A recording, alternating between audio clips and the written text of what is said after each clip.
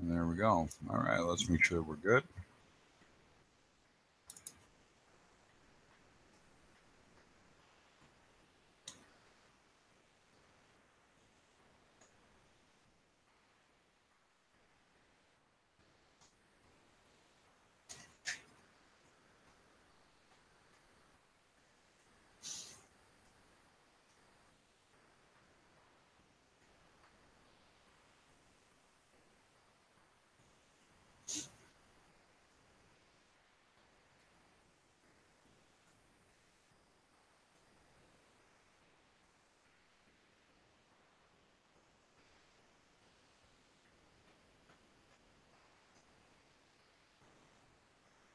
All right, there we go. So we're up, we're running. Hopefully everybody can hear me all right. There we go. Hey, Tim. I'm going to throw up some invites for some people I know that would want to get in, shoot the breeze.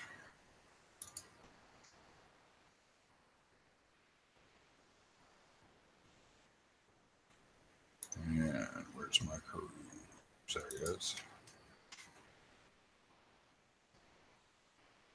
I'm going to get a couple invites out, and hopefully the people that were there before come on in. If you were just hanging out before, hang out, and we'll talk some reef.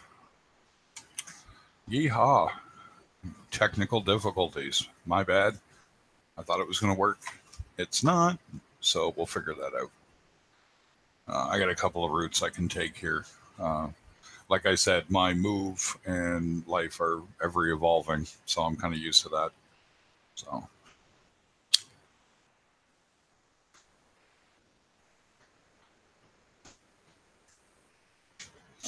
Coffee's kicking in, morning meds are kicking in, cigarettes are kicking in. Let's get to chatting, shall we?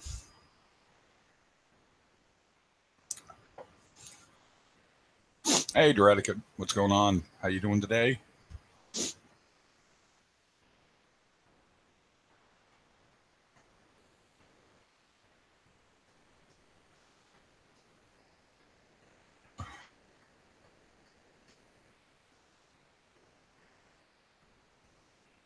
Yeah, there we go.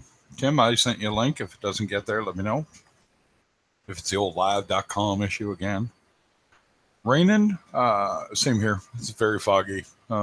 Standard East Coast day for me. Yesterday, guys, you are not going to, Tim, you'll get a kick out of this. Yesterday was 52 and 30, 82 degrees. 80, like it was about 80 degrees here. Canadians were dropping. I'm telling you, man. Not the kind of weather we're into. It was actually, I think where I was, it was closer to about 75. But I had to go up out on family stuff last night. That's why I missed the Seahorse Whisperer and I missed Dev Stream as well. I was really upset about that I missed them. But, life comes first, right? My tanks are okay. I got to go, do other things, right? So, yeah, it was extremely warm here. Now, today, today's probably everything. Oh, Tim's in.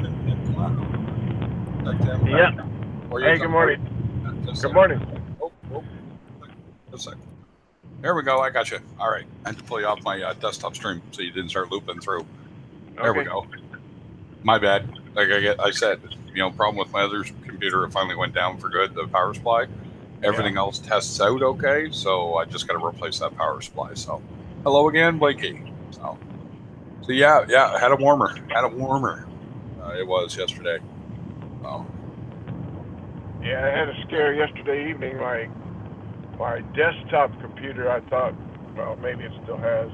I thought it had gone down. It wouldn't start up. It had, it flashes all kind of fancy reasons, and I'm not technically savvy enough to figure out. I just kept turning it off and turning it on. Right. What was it doing when you were booting it up? Huh? What was it doing? It just wouldn't go. It was like saying there was a damage to a drive, or I'm going, oh crap. But finally, so I'm thinking, damn, am I gonna have to go get a new computer? And then even if you get a new one, you gotta go through all the crap of getting things going again on it. But and then finally, I don't know. I guess I kept trying it. And finally, no. Finally, it hit. Well, I turned it off and turned it on. It hit this thing about repairing. And I go, and it said, this may take an hour. I go, well, whatever. I got all the time in the world right now. Right. And but I came back into the room a little bit later on, and it's the startup screen for Windows is on, and I typed in my password, and bingo bango, bish bash boom, as what's Michael. Yeah, that's not your computer messed up. That's Windows messed up. That's not a physical problem. That's Windows itself messed up. Yeah. I do, however, and every time something like this happens, I'm thankful. I do have carbonite, so to a certain extent, but I just don't want to have to go through the hassle. So it's probably time. It's an old. I told you before. It's like if it's older, you're probably due for a reinstall anyway. Yeah. I tell people that Windows don't last forever, man. Yeah. It's this computer was just like these companies. I bought it on eBay, and I think these companies, every so many years, businesses, they, just take all the old computers out, put in new ones, and then they put these up for sale. And these companies buy them and they refurbish them. They say so, and then they sell them like on eBay or somewhere. And I bought one of those. So it looked like a computer that was in my office where I work. Well, the office I don't work in the office, but I work out of. It looked like the computers we had about 5 or 6 years ago in the office that they've already replaced. But anyway, that. Yeah. So I know you can get a cheap computer now, for a desktop. Well, I mean for laptops, but I don't know. I still wouldn't. If I had to, I still wouldn't buy a brand new one. I'd probably do the same things I did on this one. I'd go. There you go. All right. Look for reconditioned, and because I'm not I need it for internet, doing what we're doing right now. And then just personal stuff. Yeah, as long as you're not actually streaming and you're just joining streams and that, no, you don't need a good rig. A good rig, like if you just want to do hangouts like this, even like my backup computer will do this, right? It's trying to use OBS in this. It's just forget it. It just bogs the poor thing down, right? So, so Reaper Wolf, you've got an ammonia spike. I got a question for you. Is this a brand new setup that we're dealing with here? Because if not, there's bigger issues here. Yeah.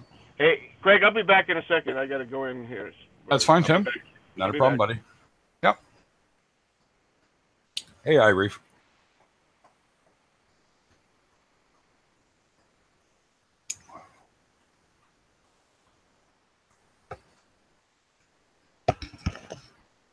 Relatively new. Are there fish in the system? Do you have anything in the system with this ammonia level?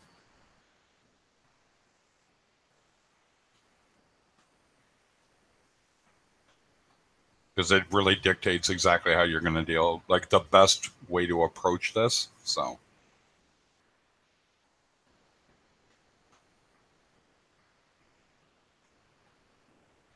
Okay. First things first, if your ammonia levels have 1.0, what test kit are you using? Because an API test kit can give you false readings, but it usually is close enough to tell you something's going on. So first things first, do a water change. Size of the tank. Yeah, he's saying that his ammonia level is 1.0. That's NH4 is ammonia, free ammonia. It's API. So you're probably getting a false high. But if 1 is what you're getting, that means there is actually ammonia in the system. You water change through it. Okay, so what size is your tank will kind of dictate how much you should actually change. Cruz, I sent you a link. I can probably pop you one in here, but Bitly's being a, bag with which one douches. Try this. I wonder if Google shortener's still up.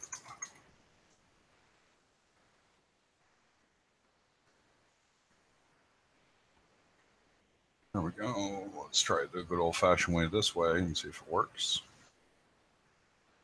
My internet's been wonky too. I actually got to get a hold of my provider and flip out at them. So let's go this way. Come on.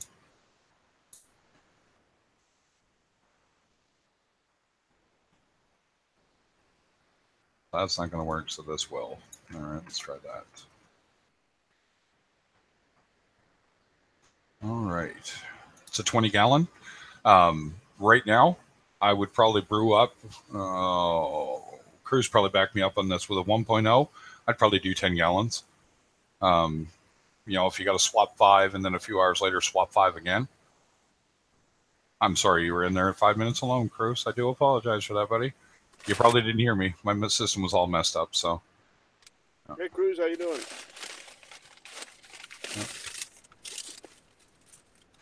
So this link should work.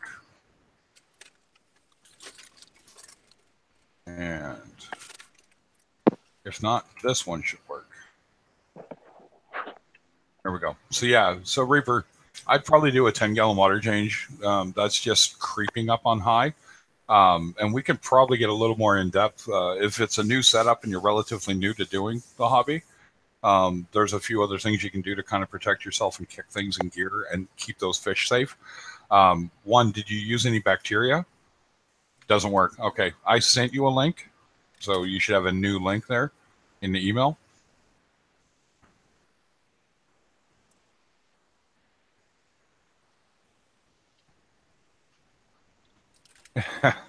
I'm just having a heck of a day.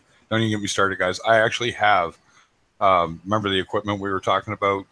I have some of it. So the good mic, the whole sound of things going to change. So the minute that I get my actual rig up and working, yeah. Iris spira, okay, when I first started, didn't have those Dr. Tombs bacteria. In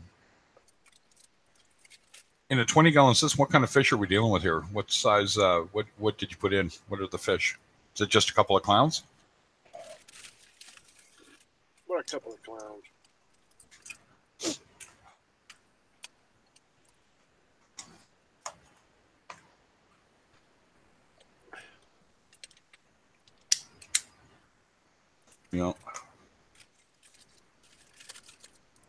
And one neon goby. Okay, neon goby is probably more at risk with ammonia than the clown. The clown will actually tolerate a little. You got to watch their gills, make sure they're not getting gill burn. But when you, I guess Reefing 101 would be this. If you're testing and you get ammonia. Will you just... Oh, that's going to be, I went through Tim's system. When you get ammonia and you have fish in the system, water changes are your best defense.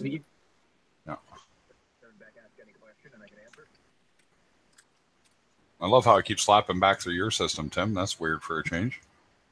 But that's all right. We'll get through it. We'll power through this. So yeah, that's first thing. Second thing is you probably want to dose some more bacteria. Probably I think it's Fritz 4. Is it Fritz 460 or Fritz 406? I always forget. I don't know.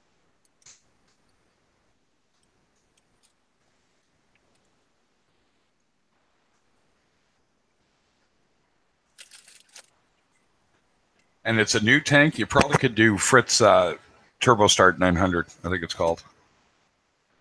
Yeah, Turbo Start 900 would probably be my recommendation because it's just like uber loaded with bacteria to help kickstart your cycle and get through it quicker. But right now, immediately, I would do the water change, at least 10 gallons. You need to bring that down so that the fish aren't in distress. Yeah. The fish hanging out at the top of the tank or anything? Or are they just swimming as normal as far as you can tell right now? Go ahead there, Tim. I just went brain dead there for a minute when you were talking about Fritz. I used Fritz 9 before. Yeah, you can use that too. If his fish are already in there. As a matter of fact, I did almost something similar. I had a little quarantine tank. I thought it was everything was cool, and then a couple of days later, it kind of, not a big spike in ammonia, but a little bit of ammonia. So I just went to the local LFS and bought some Fritz 9 and dumped it in there, and that, any bacteria is better than no bacteria, right? Like, if its system's been up a few weeks, you could still use CChem stability, and it will do the same thing. It will start kicking stuff in, right? Yep. It doesn't work quite the way you think it does. If I can get Cruz in here, he can really kind of technically explain it, but it's got to reach like sort of biblical levels, which that I make that sound like that's a high number. It's not. You start seeing 2.5 and 5, and the fish are going to start showing distress. They're going to breathe fast. They're going to swim up the top of the tank. They will literally try to get out of the water to get to fresh water, to get to something they can breathe. So, it's at this point, it's at a controlled state, right? It's at 1. So you can control that just through water changes, right? If your end goal, he has 1 fish? 2 fish in it, he might as well have 1. He's got a neon goby, who's basically his bio load is nothing. That guy's not even pooping enough to cause a problem. But the clown, on the other hand, is a bio load. He will respirate and breathe and poop and pee in a tank and cause ammonia. So there's a lot of questions that go with this, right? So for you to get an ammonia spike after dosing with bacteria to start the cycle up, and how long after you put that in did you put the fish in? Second question, how much live rock or rock do you have in the tank? And what's your filtration like? Is it a sump or is it hang on the back equipment?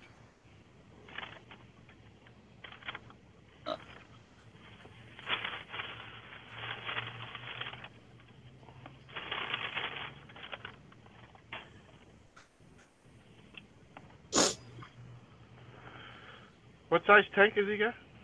20 gallon. Oh. Hey, Craig, did you get that package? Yes, I did, sir. Thank you very much. Good. Yeah. I was kind of worried. I was kind of worried. They said they delivered it, or I got a notification it was delivered. So. All right, Blinky. I'll see you later. Yeah. Yeah. No. I got it day before yesterday. Actually, my son thought it was for him. Oh, it's perfect. I actually already tested it. Yeah, I already tested it. Like I put pipe into it, and I'm like, perfect. So I just got to go get some True Unions, and all right. I may do it before I move, just cause, but I don't know yet. I just felt bad for you because you're like frustrated. I'm going, damn, I can get these all day long down here. Oh my God, we actually went out and priced it just for fun after I got it. Because I was thinking, like you said, you bought it on Amazon, so cheap, blah, blah, blah, blah. Yeah. I have hang on the bag with 8 biocubes and some red algae plant.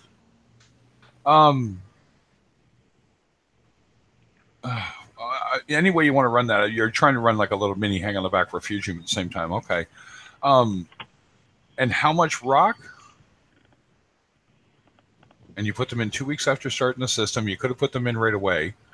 The trick here, have you done a water change since starting the tank? There's a huge question. So if you haven't done that, and I'm going to lean on this. If you don't have water started right now, go start water right now. Right? You need to get that water change done as fast as you can do it, because that's only going to elevate and it gets exponential, right? So it's some good chemical math going on, but it will actually get high really quick. And then you will have fish that are just flipping out to try and get out of the water. Yeah, the best thing he could do right now is a water about change. 10 gallon water change. Yeah. Swap that out. You'll half that ammonia point. You'll get it down to 0.5, which is starting to get into the undetectable range. And then have 10 gallons ready to go immediately thereafter. What you want to do is rotate that water through as fast as you can, and you want to add some more bacteria after each water change, right? So that gets in there and starts actually doing its job for you. Yeah. That's what I would do anyway. That's exactly what I would do. Now, here's a caveat to that, Reefer. If you are leaving something out, there's a variable, we'll call it. So if you're, I don't know. That's what I mean. We don't always know everything you're doing. Like if you aren't heating the water properly or you're heating it too much, that accelerates things. So make sure your tank's at 78 degrees, give or take. You can't jump in. Give me a sec here. Your phone's being crazy. It's crazy, man. Yeah, Bitly's just being Bitly again, huh? All right, give me a sec here, Cruz. I'll see if I can get you a direct out, because it seems to be with you. If I can't get you, you know what? Let's try the good old-fashioned, I'm just going to post it. and see if you can get in and off the straight run here, through here. Yeah, it is weird. You're being blocked, man. Try that one. Because they say they fixed it, and all of us doing shortening work is causing problems. So You're blocked, Cruz. You're blocked. you're blocked, man. That's it. Out. You're blocked. Come on, man. Pounds of rock in hindsight. No, not at all. That doesn't matter one bit. Not one bit. Reaper, if my normal stream was running, and if you go back and look, you can see my 20-gallon tank a lot of the time. It's the one that has the 2 white clownfish in it. So one's a Wyoming white, one's a flurry. That tank I started from day one, right off the top. I had fish in it the minute I set it up. Okay, so I had 2 clowns in it, my rock and my sand, and ran that and literally had no detectable ammonia. I never got it. My test kit, which is a Salifer test kit, could not detect ammonia. Right. So once I reached about the 3.5, 4 weeks, I added another fish, and then at the 4-week mark, I started to add the odd coral. Okay. So it is entirely possible to do it this way. It's that right now you have ammonia, you now have to deal with it, right? And it's not gonna, your fish aren't gonna die tomorrow unless you don't do anything. If you just leave it as it is, that's a problem, right? So do you have the capability to make, a water change, right? A significant water change. You need to just really swap out that ammonia out of the tank. Hey, Cruz. Hey, how's it going, Timmy? I had to literally send you the direct link through here, didn't I? Yeah. I heard about this. Yeah, I heard this is going on. So, and why don't they just leave the formatting alone? I don't know. Now, see, Doradica tried to use that link and it sent him to the App Store. Give Yep, me a sec, Doradica. Yep, it keeps on sending me to the app, saying, "Oh yeah, it's installed." Duh. Now, do I have Doradica on my list? Of course I don't. That would make my life easy. I'm going to try Bitly again here in a sec. How's it going, Tim? All right. Not bad. New tank is looking good right now, to be real honest with you. It's almost spooky. No. Lie to me. Tell me that it's falling apart or something. No, it's not. The only problem I had was with phosphates, which is scary because I don't want to start out the first thing going wrong and have a big, green hair algae outbreak. Yep. I did something that I told myself I would not do because I've been using Phosguard and still I'm trying to get it down that way. It just didn't seem to be going down. And then I used. Huh? Oh, I was going to ask you what your nitrates were. Oh, nitrate. I didn't. To be real honest with you, I haven't looked at. The last time I checked the nitrates was a few days ago, and they were 5. Gotcha. But then I tried.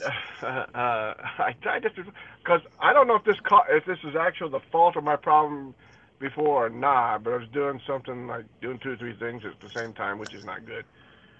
But I tried. I have some phosphate RX, so I said, okay, I'm going to try this. I'm going to use about half of what it recommends, which is what I did. And bish bosh boom, as Michael would say, I went from about 0.3 something to this morning it's about 0.1. So we're headed in the right direction. So and I don't see anything.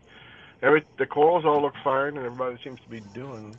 I'm just a little bit scared of the lanthanum. I know that's what's in phosphate RX and.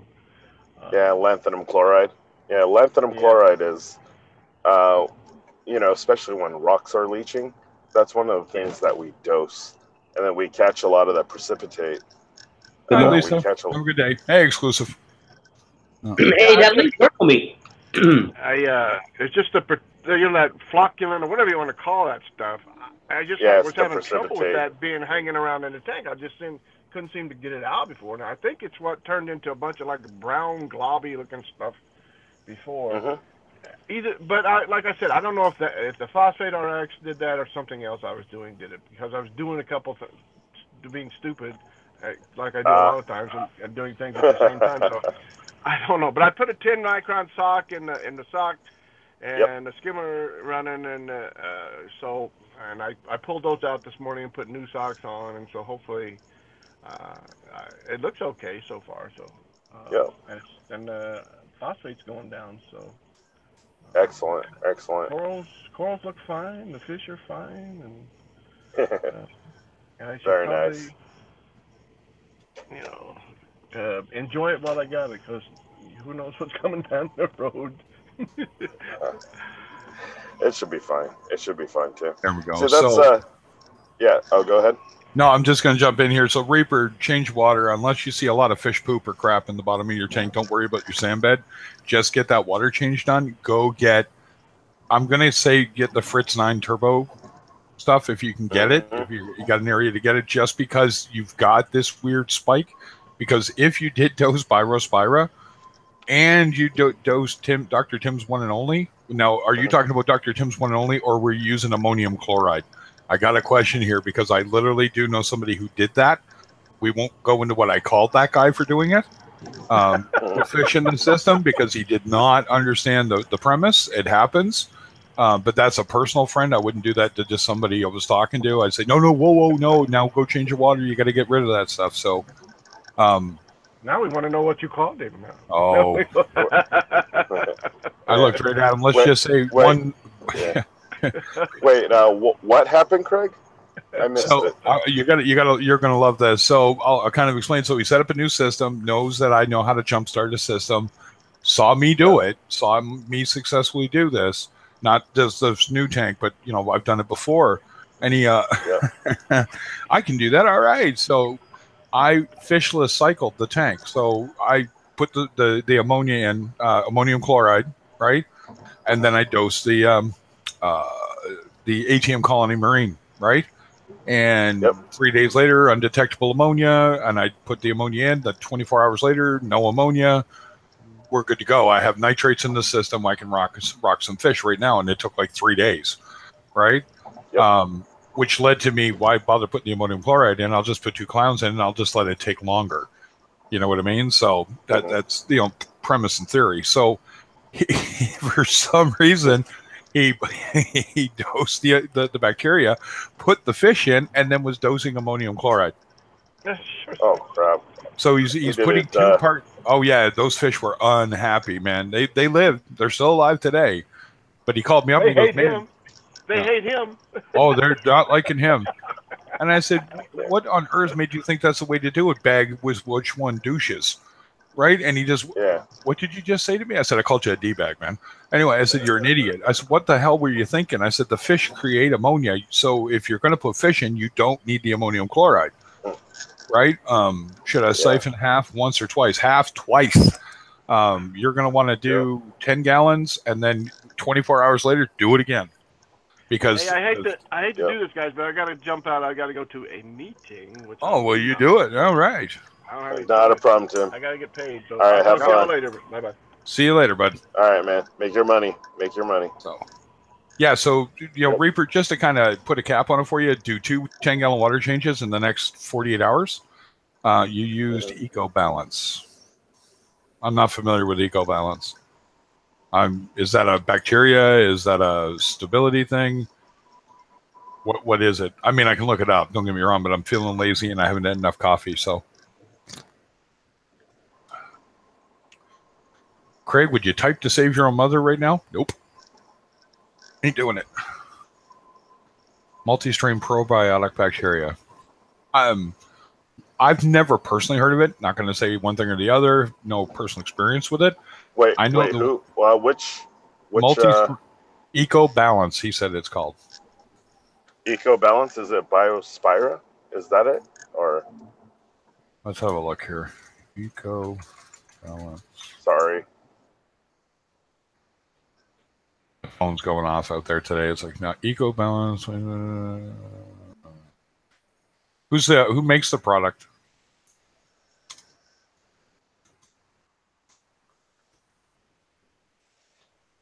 Eco Balance probiotic bacteria. Dr. Tim's makes this. Huh. They're usually really good stuff too. Yeah. Well, let's see what it says it's for. I bet you it's like a stability. Advanced way to restore, maintain. Okay, I have no experience with this. I'm going to guess this is the same thing as using Fritz Zyme 406 or 4. I think it's 460, isn't it? 460. 460 or Seachem Stability is a similar product. So here's the thing. You have ammonia in the system that right now your bacteria is not handling, right? So the rock and the sand have not built up enough for it to actually take care of it. Morning, Salty Reef. What I would do, Cruz is in here. He runs Elegant Corals, and Exclusive's in here, and he's got experience in this. We're all going to tell you the same thing. Right now, you need to do a 10-gallon water change to keep those fish safe. Period. Yep, in your 20-gallon system. Either that or prime. Yeah, or prime the water. Hit it with prime. That'll knock the ammonia back for now. Lock it up, and give you a chance for the bacteria to kick in. I thank you very much. I forgot about that. Yeah, once it binds it up, then the bacteria has a chance to actually consume it and alter it. But it keeps it from being toxic and burning fish gills. Yeah. So you keep the fish safe. Do you have prime? Reaper Wolf?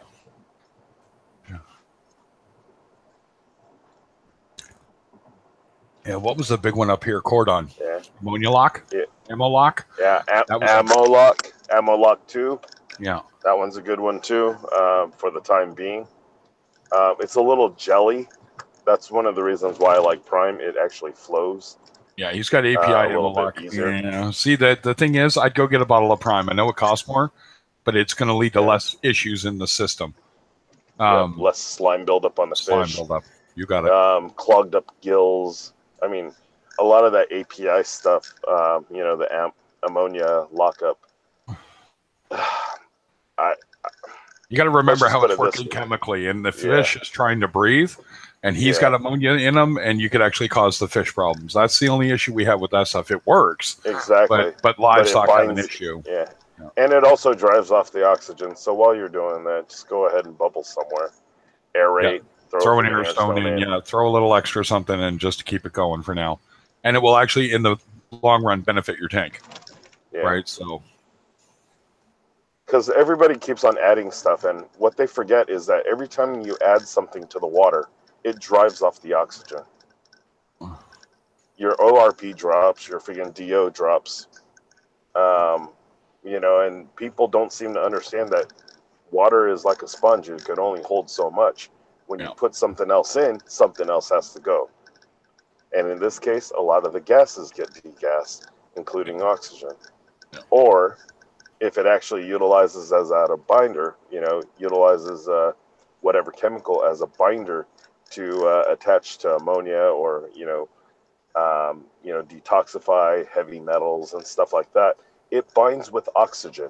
So it's an oxygen binder as well. What ends up happening is that it now strips the water of the oxygen so that it can hold on to something else. Okay, so Reaper, if you're that new, we're going to mold you. You have a good chance here, and there's lots of good videos out there, but here's the issue. Everybody, don't worry about par. Right now, put par right out the window. It's so new, right, that as long as if you got corals in the tank, they're in more danger than your fish. Okay, so what you got to do is you need to get that ammonia out ASAP. So if you got to run out to the store and leave the stream and go buy some prime so that you have a safe ammonia binder that isn't going to affect the fish so much, go get it. Grab an air pump and an air stone. An air pump and an air stone and chuck it in the tank. Yeah, hit it with the prime and then brew up your water. Make sure it's well done, right? So it's at the same salinity.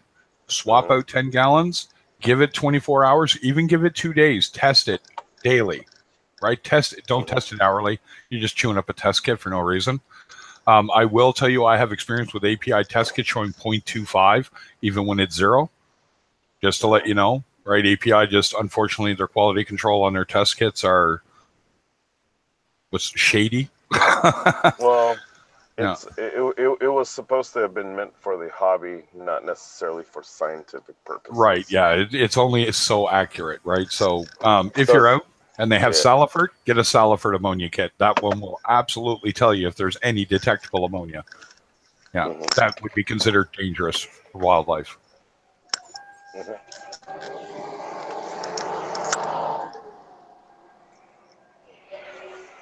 But your number one defense here is change the water, right? But number two would be to get yourself a better bacteria product. Prime.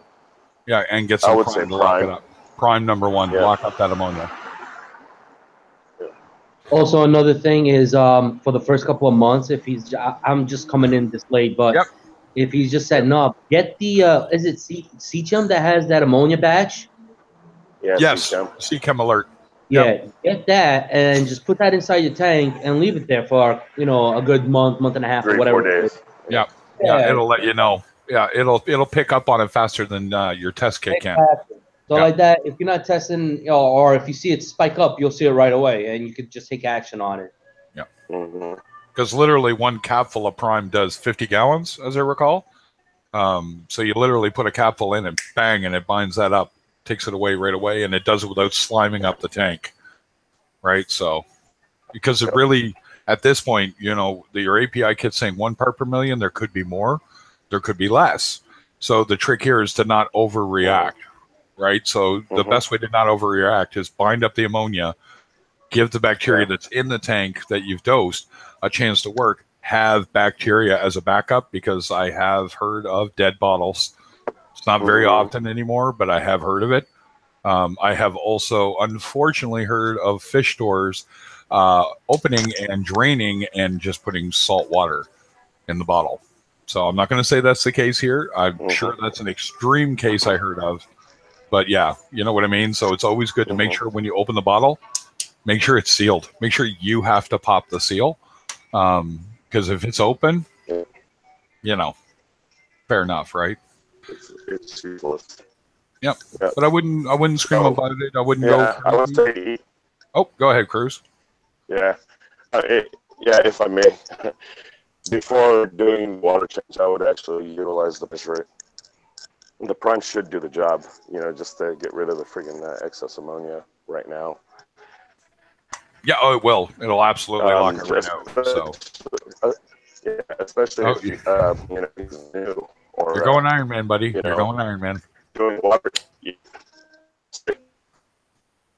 doing the water change maybe, you know, especially when he's like all freaking out, he might not let the salt, you know, and run into more problems, more alkalinity swings, depending on what salt he's using. No, you're absolutely right. I'm looking at it from my point of view. Like I could just know I could do a 10-gallon water change in 4 hours kind of deal, right? But I think Cruz is right, and that approach would maybe be a little better, is just prime the tank, right? So you don't put a capful in. More is not needed.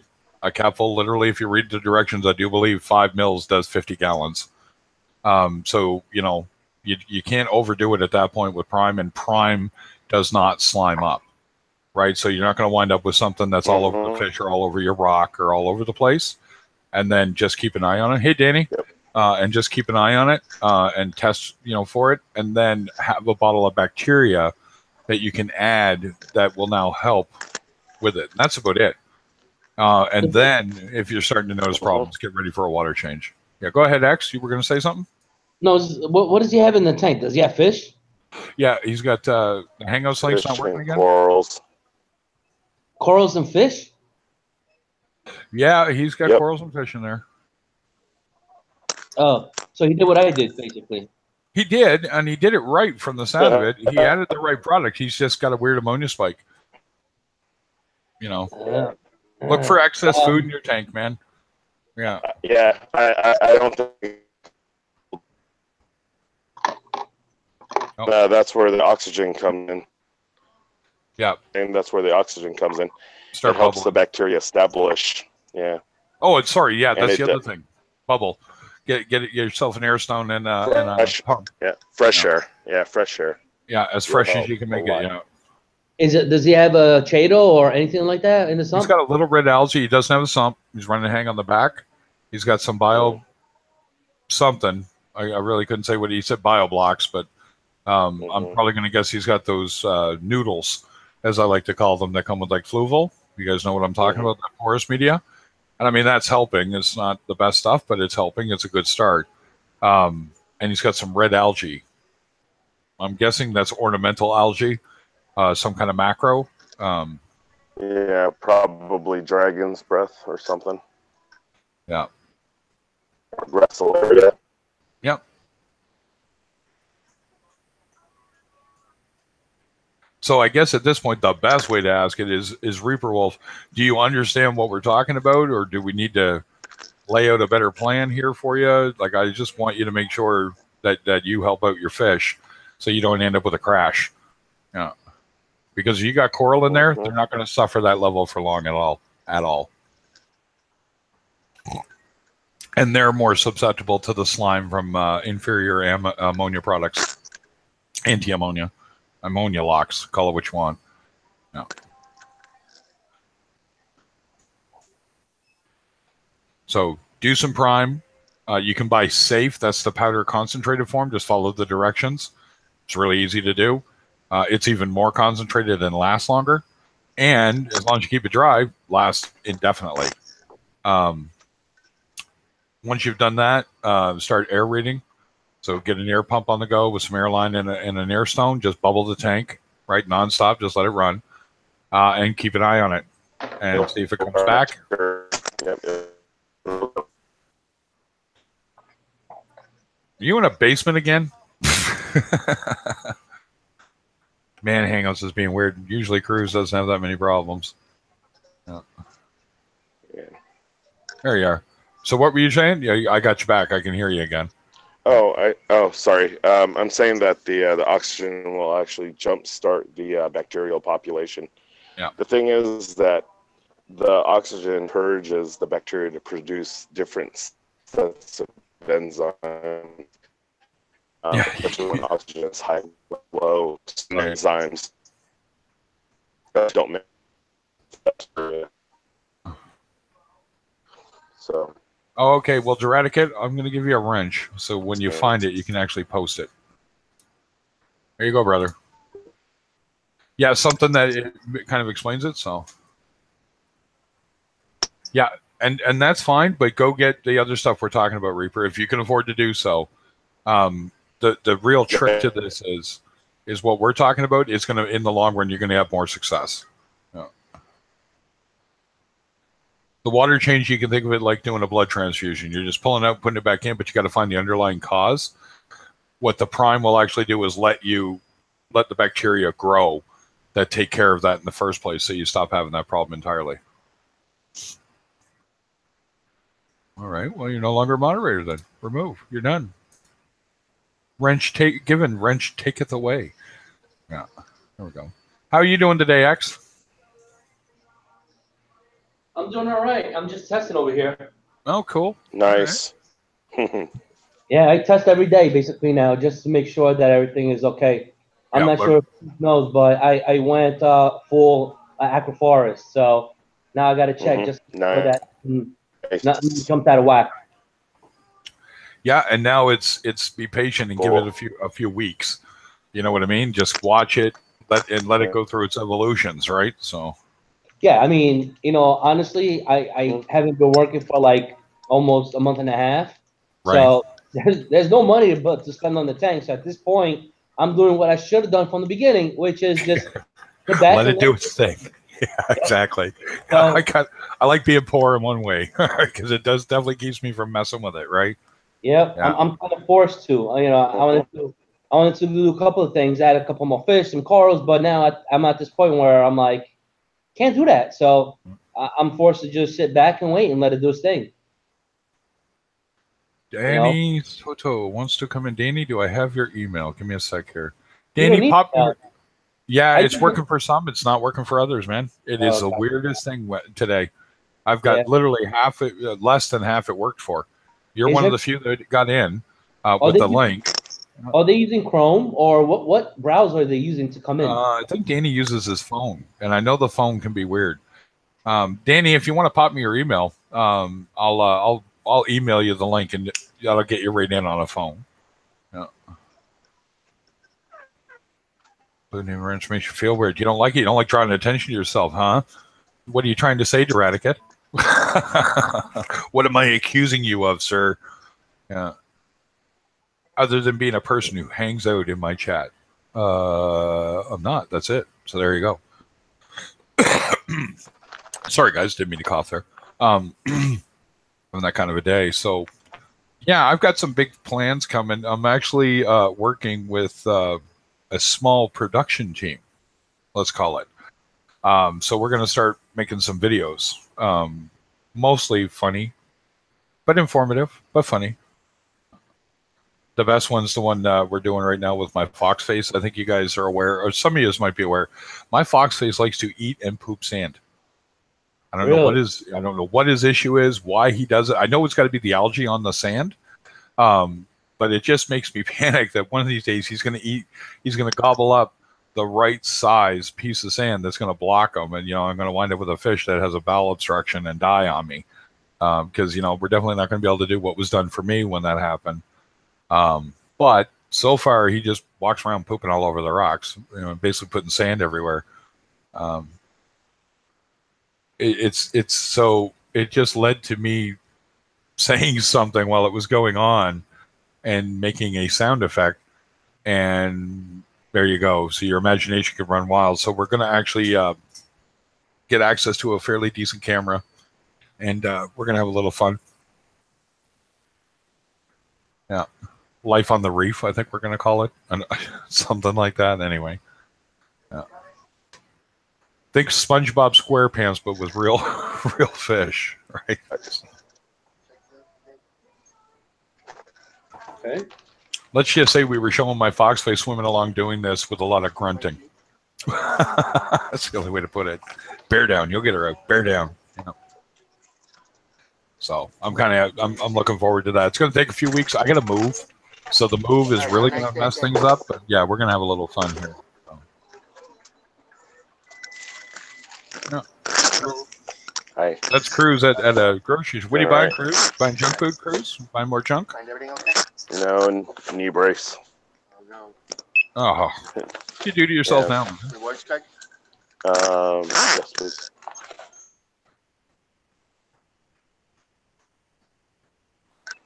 Cruz pissed himself fixing the bathroom. Not today. Okay. So it'll be 60.05. Yep. Yeah. Sorry, guys. Let me put myself. No, it's all right, man. That's all right. All right. So, Reefer, did we help you out at all? Like I said, if you're unclear of something, it's just ask, man. I think it only gets annoying if we've explained it for the 1,000th time and all of a sudden it's still not working for you. That we're going to be like, well, what's going on here? So, but generally that's not the case. Most people are pretty. Yeah.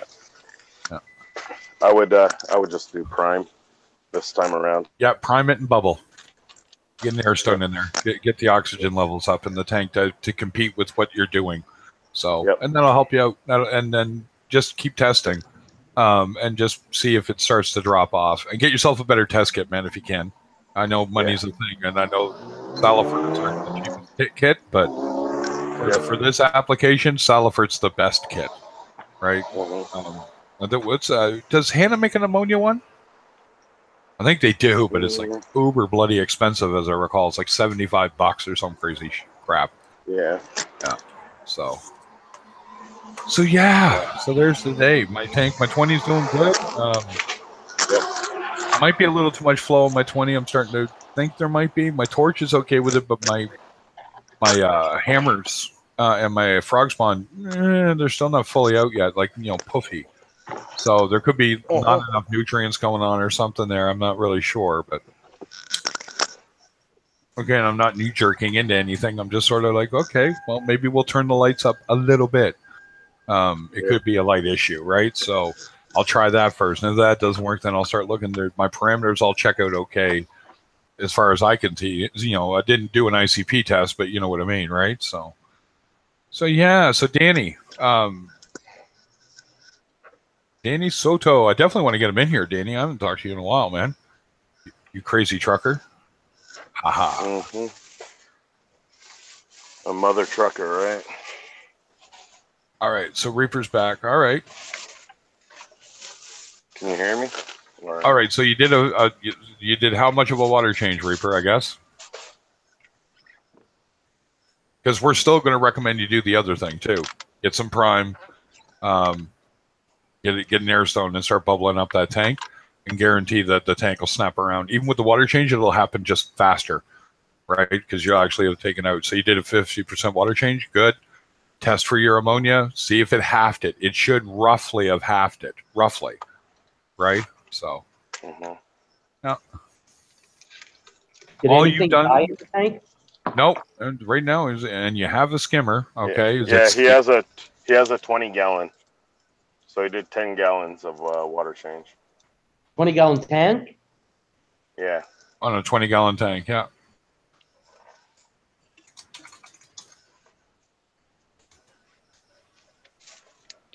All right. Finally. So, you know how I've been having 0.00 phosphates for like the past 2 weeks? Right. Was it 2 days ago? I removed. Was it 2 days? Yeah, 2 days ago I removed the Chato. Yep. And yesterday I turned off the skimmer for about about like 6 hours. And I just tested my phosphates and I'm at 0.04. Okay, so your Kato was actually sucking it all out, huh? I believe so, yeah. So it's doing its job. Awesome. Well, I removed the Chato. I removed the Chato from the system. Yeah, I know. But I'm saying that it was doing what it needed to do, but it was it was keeping you low. So, did you save it though? Did you save the Kato? I did not. Like at least. Oh, you should have saved at least a little bunch of it and let it do its thing. You know what I'm saying? Or put it in a bucket and put a light over it. You know, I thought about it, and for one day, I took it, I put it in water, and I put it in my windowsill. Yep. But I threw it out last night. Honestly, that's not a problem. Everybody sells and gives Chato away these days. So I do nothing but give it away. You want to come up to where I am in New Brunswick? I'll give you so much. It's not even funny. Like really, I don't need to pull it out. Maybe I do it about every 3 months, and I'll take it down to like a fist-sized piece. And when I take it out, I take out a couple of pounds. Yeah. Right, like it just. No issues growing in my tank, I guess. Yeah, we take out a 5-gallon bucket compacted. Yeah. Oh, that's a lot. Yeah. So, yeah, I don't even weigh it. It's no point. I actually had a guy one day here going on about that he was growing so much. I'm like, okay, what's your parameters? Well, it's they should be good. And that's when's the last time you tested? He hadn't been. His nitrates were still through the roof.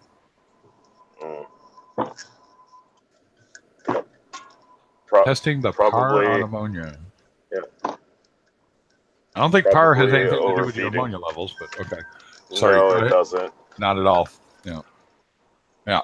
PAR is I wouldn't worry about PAR. Brand new tank right now. You could. Oh yeah.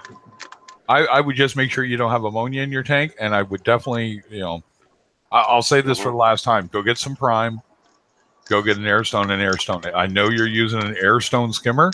That's not aerating the tank in the same way that putting an airstone directly in the tank is going to do it. No. Yeah. Yep. Test your ammonia level. See if it's gotten to a safer level, but you definitely need to lock that up. Something's producing it, and the bacteria is not competing right now. It needs time to compete. So. No. Yeah. Remember, protein skimmers, protein skim, and aerator aerates. That your safe thing on Facebook is cool and all, but we got flooding where I am. And when I say flooding, guys, I mean, I was at my parents' house last night. The St. John River is only maybe 30 feet away from the back of the house right now. So if it goes up another meter or two, it's 3 to 4 more feet, and it's going to start getting to the level it's been, the worst it's ever been, which is right to the back steps. If it goes any higher than that, my mother, who is gravely ill, will have to be moved. Yeah, because the house will flood at that point. So the basement can keep up to a certain point with the sump, which is how I'm familiar with sump pumps. So Yeah, let's just say I'm a little agitated at people that live where I live on Ellerdale Street, which to flood me means the river would have to, the oceans would have to rise to get to me. Okay, are marking themselves as safe. Okay, folks, it's a little silly now. Stop it. Anyway, just saying, that's my 2 cents on that. Shut the hell up, folks. We don't care. I know you're safe. You're in St. John, so unless you're down by the river, you're perfectly fine. I just think that's silly as all hell breaks loose. So I'm checking it on your. I gave you my email, Danny. You email me, so nobody gets your stuff. Oh. There it is, Danny. All right, there we go. And I got you. There we go. How funny if Tim emails me, or I email Tim. Takes forever. It's got to be that live.com thing, man. It's got to be. Everyone else, I get it like right away. Tim, it's like, 2 hours later. Hey, I want to get in the stream. Well, I'm done. Sorry about that. Anyway, here we go. All right, that's been sent off, Denny. And in the meantime, let's see what Logitech said about replacing my bum headset.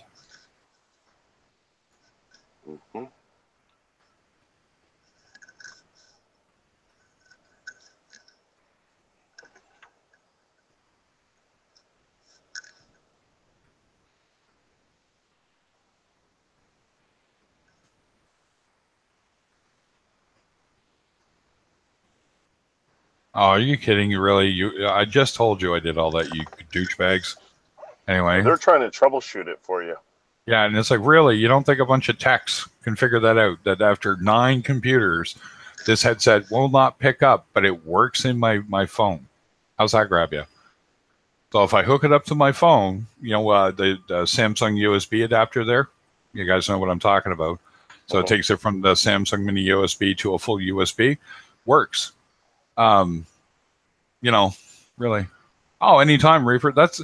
Look, you're the first person, honestly, that I've had that's had pneumonia problem, and that's the one thing that I really would like to do this for. That's the kind of problem that a beginner has, that people will poo-poo you away and say, "Oh, you should know how to handle that." Well, if nobody's ever taught you how to handle it, how would you handle it? You know what I mean? Like, the water change is great. The other stuff we're telling you is the long-term solution. You do that, keep dosing that Dr. Tim stuff, and it'll take over. You won't have to worry about it. Yep. So definitely Reaper Wolf. I would say when you do have a chance, go grab the Prime. Right now, the water change should have averted a lot of it. Yep. But the Prime is always something that you would have on hand. It's kind of like a first aid kit. Yep. It's one of the first things to kill your entire tank too. Yep. Wipe it right out, and I'll do it quick too, because it's the way it is. Yep, it burns. It burns everything. It burns the gills on the fish, suffocates them, and that's what killed your coral and caused the bleach. Yeah, he just said he tried it. Yeah, well, the ammonias did that in. They don't suffer that stuff at all. Any ammonia, any chemical content that's beyond what's in the ocean, coral will flip out about. It also depends on what you bought, right? Because there are corals that are more challenging, and you'll have LFS that will tell you how easy it is to keep, but your mileage may vary. So right now, you've done the best part. Go get the other stuff to take care of it. Let the tank mature before you think about coral, right? Let things stabilize a little bit, and then I generally tell people it should be 0 experience with reefing. Give it about 6 months for coral. Right, you can get some softies, but you'll hear us complain about hating Kenya trees, pulsing xenia. There's certain ones that are just really hardy coral that last really well, but we consider them almost pests because they grow so well, especially in an inexperienced reefer's tank, because things are a little, what's the word I'm looking for, dirty, right? So your nutrient levels are high. They do really well and thrive in that, but then they can go to epic growing proportions. But if you like them, I know Tina from Tina's Reef loves softies. Who's to say what it constitutes a beautiful tank? It's the beautiful tank's the one you think is beautiful. So I know people who love soft coral tanks. I'm in between. I'm sort of LPS guy. I really like euphyllias, like so hammers and frog spawns, lobophilia, acans, and stuff like that. I really love that stuff. So, yeah. Yeah, and where we are, like I said, Cruz here, he's with Elegant Coral. He owns Elegant Corals, as I do recall. And yeah, exactly. If you're into that and you want to conserve that, I will tell you this, Reaper, there is a select part of the eco-hippie community that literally still looks at an article, I think from 1979, I could be wrong, I'd have to go look it up again, called Raiders of the Reef. And they swear to God that this is how we still do everything, is that we run out there and we cyanide catch fish and we just hack coral away from the reef, and that's what we do. So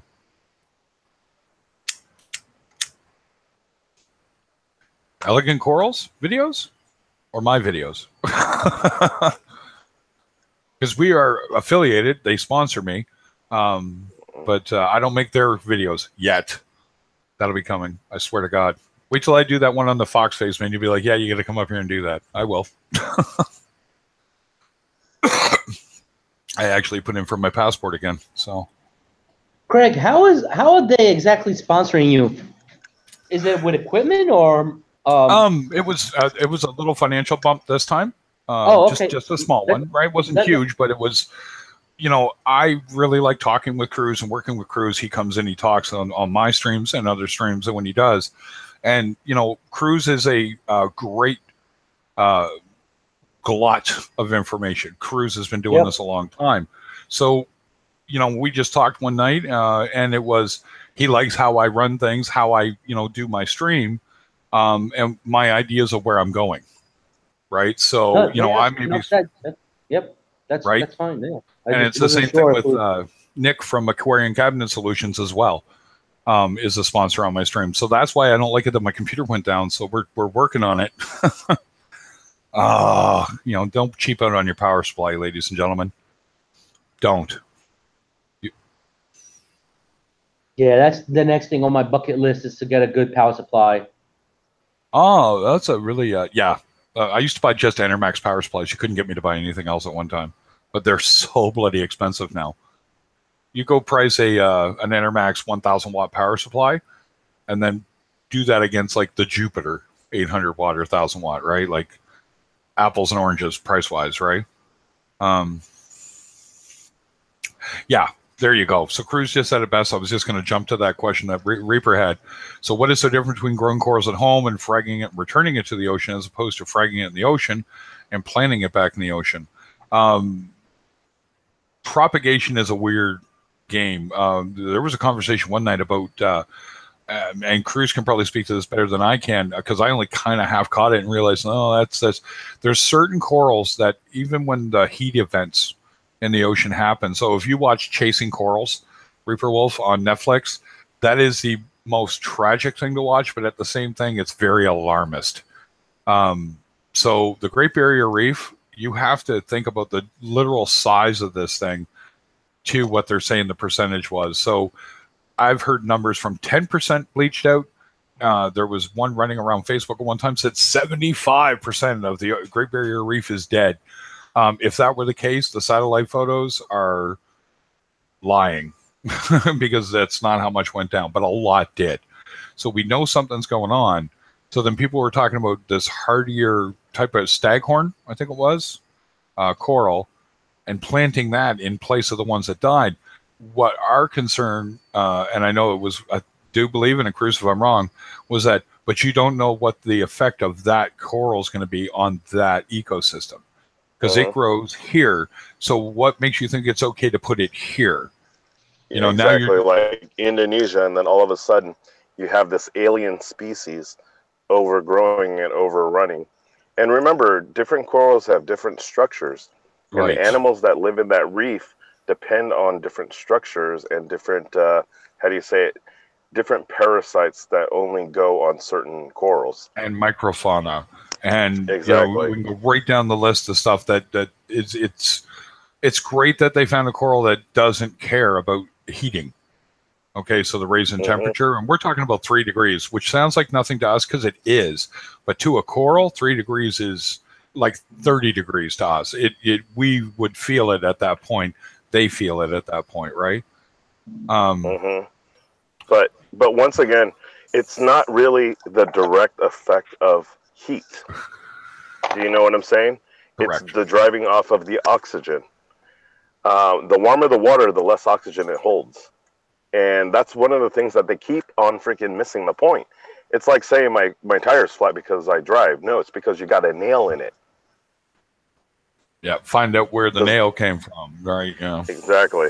So, I mean, I understand this whole global warming thing. The thing is that the ocean water way down below, probably about, I want to say 100 feet even, is a lot colder than the surface water. So why the hell aren't they turning it over? Okay, here we go, Reaper. This is the... I have harped about heaters. I went on a pretty good rant there one night about them. I have Eheim Jaegers in my tank. They're crap, but they work and they're cheap. The problem is they do flux about 2 degrees one way or the other. So plus minus 2 degrees. Oh, mine's like 4. Yours is 4. There we go. So here's the trick. There are very few heaters that you can buy that are rock solid. I know the titanium heaters. Those are rather expensive. And so are the Cobalt Neotherm. In your 20-gallon, you could get a Cobalt Neotherm, I want to say 75 watt or 50 watt. And if you watch the BRS TV thing on it, in a 5-gallon bucket, they couldn't get the temperature to vary at all. So in a 20-gallon tank, they're guessing that you're talking their number of 0.5 plus minus is true. Okay, so this heater will cost you $100, but your tank temperature will never change unless it actually fails. And it's digital, and the fail safes are built into it. So if it does go above it, it shuts itself off. Cold won't kill coral quick. Heat will kill coral and fish quick, right? So 50 watts for a 20-gallon. There we go. So Jeeves hit the number right on the head for you. There's the Hangout link. Jeeves, if it doesn't work, I will send it off to you. It's been hit and miss with everybody all day. You got it, Jeeves? Hey, Cruz. Yeah. So I got a question for you. I'm still a little confused on something. Yeah. I know yesterday you were talking about something, and I don't want to get into a lot of long, explanations or details about it. Just a quick, oh, it's this, that, or the other. But I think you were on a stream yesterday, and you were talking about jump starting the sump refugium before a tank. Yep. So I'm just trying to kind of conceptualize how you start a new tank day one. When are you putting the Chado in? Hey, Danny. I put it in almost immediately into the sump. Yep. Remember, I'm not connected directly to the tank at all. It's just the sump recirculating the water in the sump. Okay, so here's my question. Like everybody keeps saying, oh, your Chado might be done because it has low nutrients. Good. Can you explain that? Yeah, remember, let's think about it like a plant, right? You need to add fertilizer, you need to add this, that, to actually get it to grow in a pot. Because that's basically what our tank system is. It's a pot.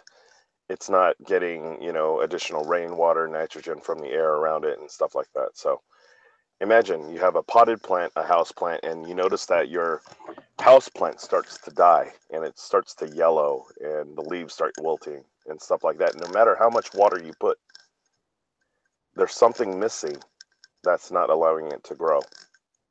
Does that make sense? Yes.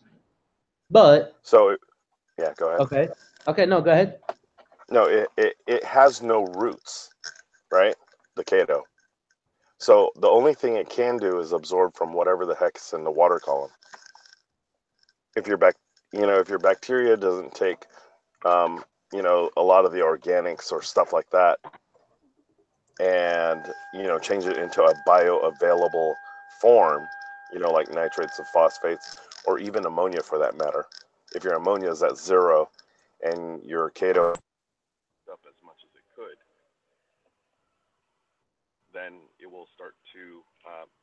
how do you say it? It Can't will hear start you. to its size. Can't hear you. Hold on. Hello? Yeah, Anybody hold on, there? hold on, hold Yeah, on. you dropped out. Yeah, he knows it. Yeah. I I'll be will right back, guys. Get your coffee.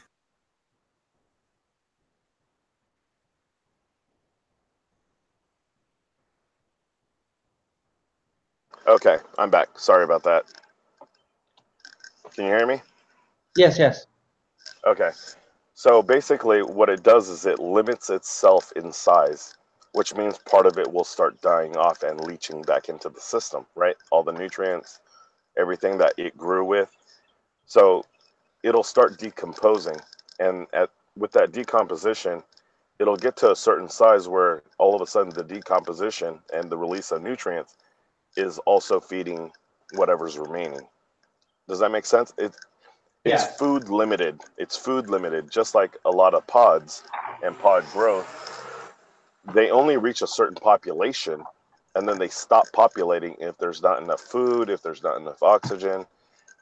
You know, the normal population in nature is that it limits itself based on the available resources, you know, for that population. Does that make sense? Yeah, So it if does. you have if you have this really big ball of Kato and it already absorbed everything it could, and all your numbers are zero, your nitrates are zero, phosphates are zero, ammonia is zero. Well, eventually it's going to say, well, I can't sustain this size anymore, and Right, and parts then of you it will start start, dying. and then parts of it will start dying. Not all of it, Right, right. just parts of it. So Okay. parts of it will start decomposing and start to leach back into the system. Okay, so it feeds off of that. Yes, and then it'll sustain it because it can't reach, you know, it can't hit that mass again. Gotcha. Okay. It'll die off until a certain size, and then once it hits that certain size that it can sustain, then it remains there. Got it. Okay. All right. See, because a lot of reefers, they have this misconception, including myself, that if you see it dying, they remove it right away and they say, "Oh, it's dead. It sucks. It doesn't work." Yeah, but if all your numbers are zero, there's a reason Right. why it's dying off, and that's a good thing too, because now all of a sudden naturally, it's raising your nitrates and your phosphates and also your sugars and your carbon. Yeah. That's Right. that's how nature works. It leaches back into the environment if there's devoid of certain nutrients. Cruz, what You know, is if it? there's yeah, go I was ahead. gonna say it's 3 nitrates, and isn't it like 0.15 phosphates Mm-hmm. or 0.015 phosphates for Chaeto, right? Yep. Is that balance point? That's the lowest it can suck your system down, and anything lower, it will start to die, right? Yep. Or it'll just stop growing. Yeah, and that's why, like you're talking about, is it exclusive? You know, I've seen a couple of guys on the local forums talk about, oh, their Chaeto's dying because I've been giving them free Chaeto whenever I harvest to try and restart it. Yeah. But the thing is, I'm chatting with them. Well, they're dosing NOPOX. They're Yeah. carbon dosing. You know, they're Yeah. running pellet Yeah. reactors. Well, Yeah. you're So the dropping the bacteria is nutrients below, yeah. what the Chaeto can survive at. Right. Yeah. Right. Yeah. So the bacteria is out competing the macroalgae at that Right. point. So it has to reach what we call a balance, because it's not just balance in water chemistry, it's also balance in organics and nutrient levels. So you have, you know, this whole, you know, keeping things alive in an artificial environment, it's all about balance and letting it reach that stability point, or what we call homeostasis. If, you know, I mean, you know, Reef Jeeves is giving away this Kato. I guarantee you, they're overpacking it, It you could know, be. as well. Yeah, they're not letting it And grow. No. they're also, you know, out competing it with Nopox. You know, I mean, yeah, dosing Nopox, you know, in little amounts just to sustain bacterial populations, that's great. You know, that's great. But you have to understand that it also limits the size of the Kato or the macroalgae that you're trying to grow. Yeah, because you're taking away what it would use. Yeah. Correct? Hey, Do I Dev. have that right? You're taking away its food source, right? Correct. Yeah. Correct. Cruz, have you carbon dosed in the past? Yeah, always do. Yeah. You do. Hey, Dev. What's going on, buddy? Morning. How are you? Devin, green screen man. The green screen man. You know what's funny? What? Green screen. There you go, Dev. It's hilarious. I was just talking about my production stuff is going to start going up. Aside from this technical glitch with this power supply that I want to just take outside and take a big whiz on. Because I still can't understand why it's blowing fuses. We can't. It's in a Furman power conditioner. It's literally nothing's blown. Everything checks out on a voltmeter, and it keeps blowing the internal fuse. And I'm like, I'm done. I'm done dealing with it. Yeah, there's a short somewhere. But it's not showing up. So exclusive. We do carbon dose, if we hit a low point, right, and it's kind of like what Reef Chief said. Those values. Once we hit those points or we approach it, we cut out the carbon dosing. Okay. And we stop for a couple of days. Let it build back up again. You know what I'm saying? Okay. It's like this little oscillation cycle. Can I ask what you use for your carbon dosing? Vodka and sugar. Okay. All right. Russian vodka. Vodka, sugar, vodka, vinegar. It depends on what we're trying to do and which bacterial strain we're trying to promote.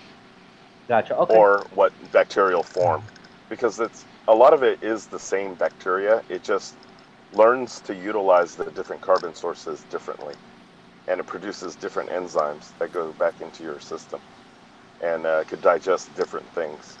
Does that make sense? It just changes its food source, and it changes the way it eats and consumes it.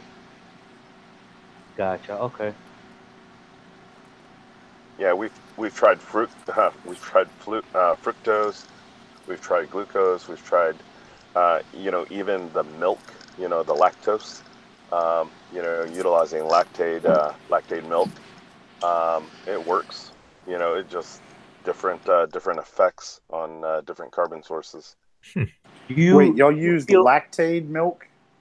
Yeah, because it's already partially digested. It already has lactose in it, which is the sugar. I thought lactate didn't have lactose in it. It's partially digested already. Because isn't that the one that's safe for lactose intolerant peoples? Yeah, but what it does is it.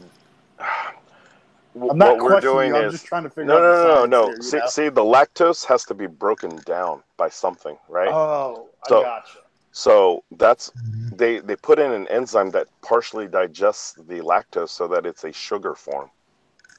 Makes sense? That's why lactate is a little sweeter than regular milk? Yes. Bingo. Yep, Thank not you. drinking lactate anymore. But it's good. It's good for you. It's extra sugars. Makes you fat. Just told me that it's bacteria poop, and that's why it's lactose free. And then, that's essentially what you told me. And then, like on Mad TV, Miss Swan. No, the thing is that we eat other stuff like tofu and stuff like that is fermented. A lot of fermented foods, pickles, that are how do you say it? Changed sauerkraut. There's some type of how do you say it? Fermented. Yeah. Anything that's fermented sauerkraut, kimchi, good stuff. Exactly. So it depends. Beer. I mean, yeah, beer is great. So what you're drinking is yeast poop. Yummy. Right. Well, just kidding. So no, it's lactate is a simpler broken down form of lactose. Right. So it is a lot sweeter. You could actually taste it. Fructose is another carbon source that we've tried and played around with. People are dosing honey into their system too, which is also another sugar, or what they would call royal jelly, which is a concentrated form of honey. Yeah, exactly. I haven't seen any real significant difference. Yeah, go ahead. Well, speaking of that, and speaking of what we're talking about, once again, Reaper Wolf, new guy in there, so he's got lots of questions. He was asking about dosing. You have a brand new system. Dosing shouldn't even be on the cards, right? But like my little note said, and I'll kind of extrapolate on that, if you do a water change, and let's say you test your alk after, and it says your alkalinity is at 7.8, and you notice that after a day, it significantly drops. Well, That may be a sign, but that's... Go ahead, Cruz. Oh, I was going to ask him what his stocking is. 2 fish and no coral. So he doesn't need to dose right now at all. So the only thing to be dosing right now or consideration is bacteria. Yeah, I was just going to say, that's it. And even then, like, does Skittles increase coloration? Taste the rainbow. Can I take a general stab at that question? You sure can.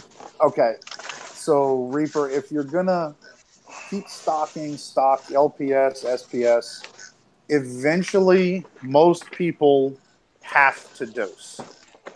Okay? A nano, you can usually get away with weekly water changes unless it's heavily stocked. So it's not a matter of does everyone or do you not, or is it good or is it bad? It's do you need to? Then you move into what do I need to dose? And how do I want to go about dosing? So right now you're in what we would call you're in a maintenance phase. Right now you've had this ammonia spike. You've done a water change. That's immediately taking care of the danger that ammonia poses, okay? There's also another thing in the tank that you got to watch over, which is called nitrite, okay? So nitrite, which is another byproduct of ammonia being consumed. It now creates nitrite. Nitrite gets consumed by bacteria and then becomes nitrate. If you're not familiar with it, that's called the nitrogen cycle. Okay, and you may want to get familiar with it because it is actually what goes on in all of our tanks every day, right? And when things clean out one way or the other, its dosing isn't going to fix it, with the exception of we just talked about my 120. I had a brown hair algae thing kind of happen. So there were a few things that led to it. All I did was bubble my tank and dose bacteria. That brought things back in check as far as the bacteria and consuming what that algae is trying to consume. And the other thing was my magnesium levels were too low, which led to the algae getting a foothold. So now that's taken care of, right? Hey, good morning. May I interject? Nope, that's why we're here. Let's get quibbling. Okay. Come on. Well, I mean, if you take a look at the ammonia, it's NH4, right? NH4 plus. And there's also what, NH3? Which one's the NH3. free ammonia and bound ammonia, right? NH3 is free ammonia. Free ammonia. NH4 is NH4 is it's what we call the aggressive form of ammonia. And every step of the way to actually neutralize that ammonia and turn it into nitrate, you're always adding an additional oxygen.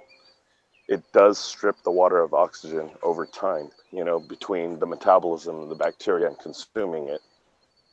So, I mean, if you know, nitrite is NO2, you add another oxygen molecule to it, it's NO3. Then you add another oxygen molecule during another consumption, and it splits it off into N2 and 2 molecules of freaking oxygen. Or, sorry, 4 molecules of oxygen. He has no NH3, so no ammonia, right? No. Oh, he's got NH4. He was testing. So we got that NH4 kind of resolved with him. So, Danny, if you're still listening, get back in here. Sorry about that. I know we're not doing the normal friendly thing that we're jumping, but we just had a fella come in here who's having a bit of an issue, and he does a lot of questions. Newbies are welcome.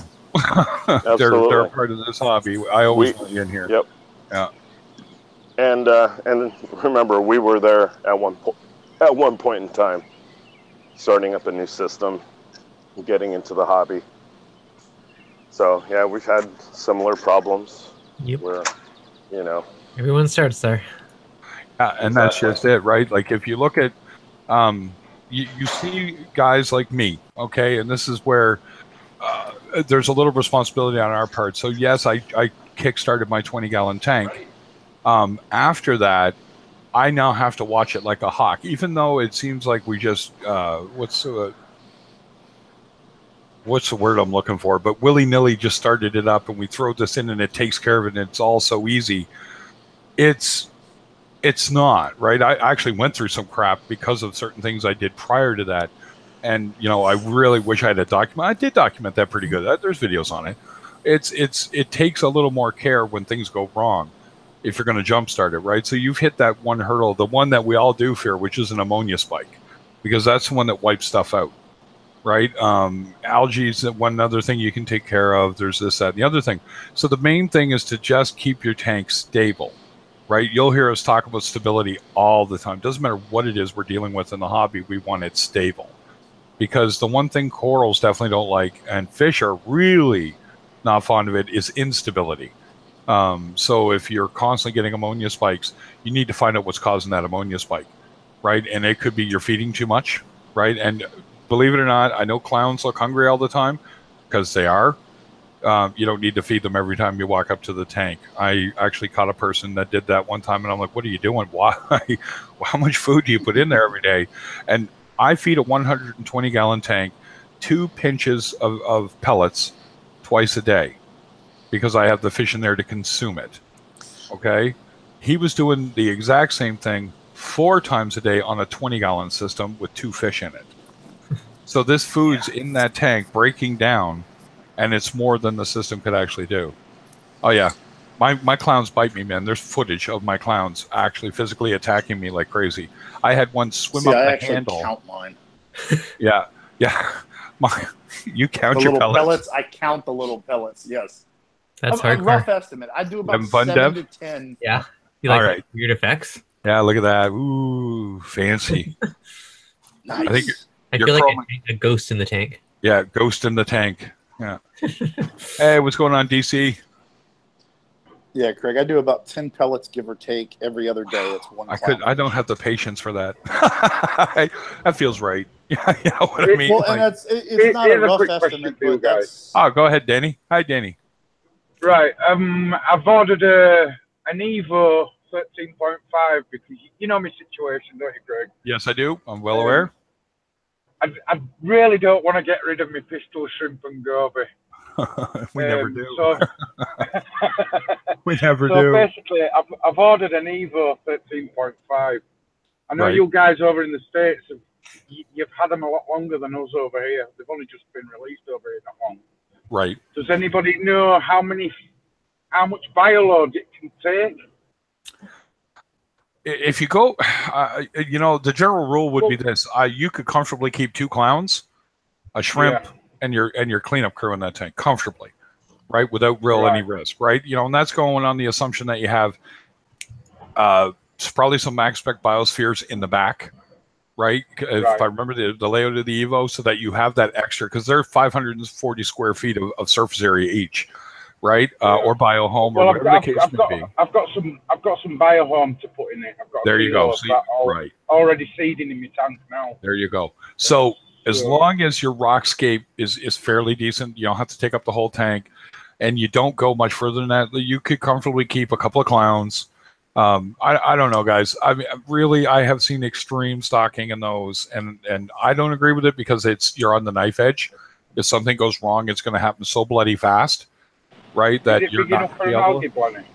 Will it be big enough for an algae blending? You mean for what we call a lawnmower? No, that's too small. Yeah. No, he'll freak out. You can. Right. I'm not going to say you can't. Yeah, we're not. Yeah, we're not. My LFS pushes those Evos. Heavy pushes those Evos, because he sells them as an all-in-one kit. He includes the new, the little Fluval Marine light. Yes. I don't know if y'all have seen the new one they just came out with. The 3.0. That's another question I want to ask. If they come with a stock light, now I want to do the night and day thing with the light. You have to purchase a Wi-Fi module separately. Will the stock light work with that Wi-Fi module, or do I have to upgrade the light? Because I've noticed the light only goes to 24 inches, I think. The upgrades, and the tank's only 22. Get you a pod light, like, depending on how much you want to spend, like an AI Prime or something similar. Yeah. Or that new Fluval. They do a new Fluval 2.0 Reef light, but they do it in 3 sizes. But the smallest size doesn't seem small enough to go on the actual stock lid, if you know what I mean. No, they make one, the new one, the Flu 3.0. It's 3.0. I'm 2.0. I've just been looking on their website. Well, they just released a new one. Right. And they have it as a puck. They make one that's a, here it is. Oh, that's the Halo. Fluval You're not about the Marine and Halo, Reef aren't you? puck. Not the Halo. No, then. it's a 5-inch by 5-inch little LED. It's called a Fluval C LED. Right. 6 by 5.5. And so my LFS has one of those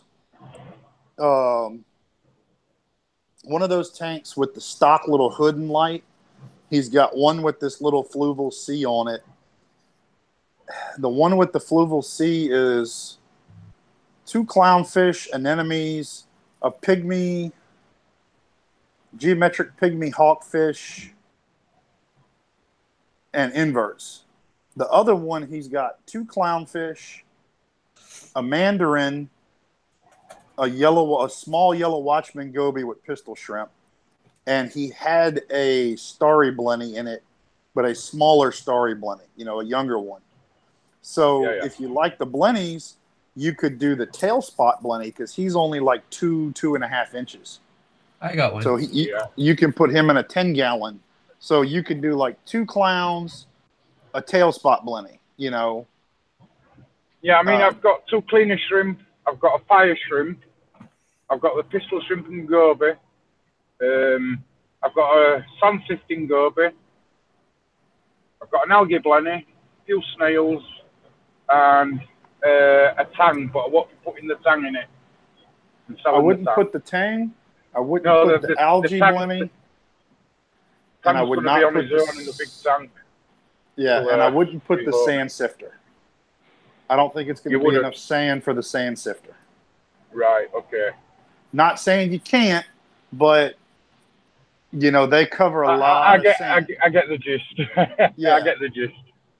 So I would say the goby and pistol shrimp would be good. Pair of clownfish if you wanted a pair of clownfish. Anyway, then. Yeah. I mean, the clownfish, I can get rid of them, but I don't really want to get rid of them because my daughter actually bought them for me. They were I'd do the clowns and the goby with pistol shrimp. The watchman and pistol shrimp in there.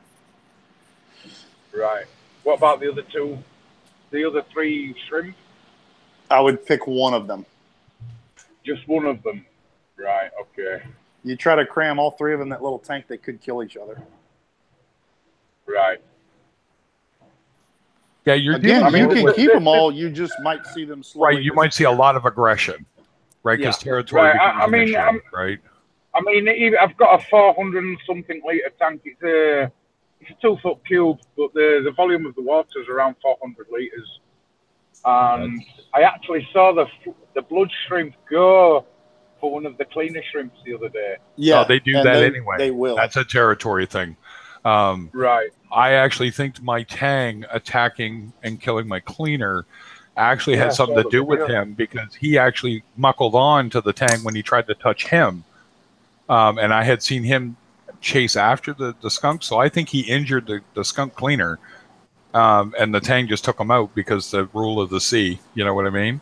And then when he tried to go after the blood shrimp just muckled onto him and like, I'm not, if you're killing me, I'm hurting you on the way down. So the tang just let it go, just gave up. He doesn't go near him. So, like they can take care of themselves. But when you start packing them in, as I term it, you got to watch out for things like, for one, a pistol shrimp. If he gets it in his head that he's going to eat something, he's going to eat it. Yep. Right. He's more than capable. I've watched a pistol shrimp. I have a large tiger pistol now. Like if he snaps me now, it does, those thick rubber bands? It feels like you pulled that all the way back and let it rip. That's what it feels like on my hand. So, go ahead. My pistol shrimp, the size of my thumb, the length of my thumbnail is tiny, tiny little shrimp. How big do they actually go? I had a big tiger one, and that little bugger probably took out like 4 or 5 gobies on me. Yeah. I heard you mention that the other day. Yeah. Yeah. So it's always a thing when you're going to keep a certain type of predator, because all fish are predators. Everyone thinks they're not. Well, they all are. Whether they're just eating algae or not, they all have the propensity to eat carrion. is the best way to put it. So somebody gets injured, they're more apt to pick on it and take it down because it's just there. It's an easy food source. So that's kind of the trick to it, is that you got to look at what you're putting in your tank. And I tell a lot of people, when it comes to small tanks, a couple of clowns and, you know, just keep the other population in there small, right? Don't think, what was that old rule that they go by? And they still do this in a lot of fish stores. What is it? For every inch of fish, you need a gallon of water. No, that's a load of rubbish nowadays. Yeah, it's a load of crap.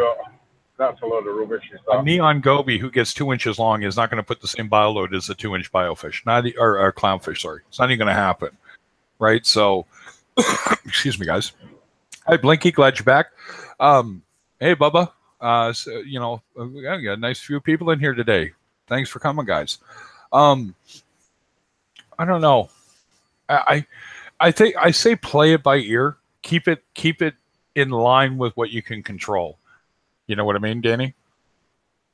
Did you have an idea what you want to put? I probably miss it going to get coffee. Sorry, coffee's more important. I definitely want to keep my high fin goby and my pistol shrimp, definitely. Right. So what you want to do is build around that. The clowns will be okay if you want to keep clowns. Clowns know better than to get in front of a pistol shrimp. They do. Right. I don't know why, but they do. You know, it's a small tank. Don't get a damsel. Clowns are bad enough. I've actually got a small yellow-tailed damsel. Kill it. Is that no, okay? I'm kidding. I'm just not a fan of damsels. Burn it with fire. You know. He's actually quite mellow. We call him Glint Eastwood, as in glint in the eye, because of the little shiny bit.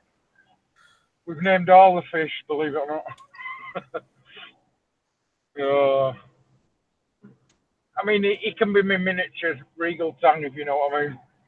Yeah, some of them get such big attitudes, right? It's like my the funniest thing I watched was my starry blenny, who's a good 5 inches long now, attacking my foxface. So you guys know my history with this poor foxface. I had this powder brown tang who just was trying to kill him every minute of every day. And all of a sudden, everything sort of mellows out. And then, you know, my tang goes and kills that shrimp. Okay. And then all of a sudden, out of the blue, the lawnmower blenny's biting the side of my foxface. And the foxface is, for the most part, just ignoring him. Right? You know, he's got a few marks on him, but nothing heavy duty, you know, that made me concerned. And my wife just looks at me and she goes, "What the hell is he doing?" I went, "I have no idea." And I said, "It's got to be food aggression." I said, "But I don't get it. There's lots of food." And then I got it. And it was as simple as this. When I put the veggie clip up with the nori on it, I was watching everybody. He's laying there. And the fox face reaches up and bites him in the face. Okay. And I'm like, what on earth was... Okay. So that explains why the, you know, grumpy, I call him, was biting at him. And I mean, really giving it to him. Like, so they're working it out. No one's killing each other, but they were definitely letting each other know, like, I don't like you. Middle fingers right up here, buddy. You know what I mean? And I'm going to eat from this veggie clip too, whether you like it or not. So I put in 2 and it diffused it immediately. So I put in a second veggie clip that I had and bang. Hey, how you doing there, Sandy D? Or Sandy, I should say. It looks like Sandy D to me for some reason. Welcome to my vision. So yeah, you know how to handle it. Danny, you've been in this hobby long enough to kind of figure that part out anyway. They're a good little system.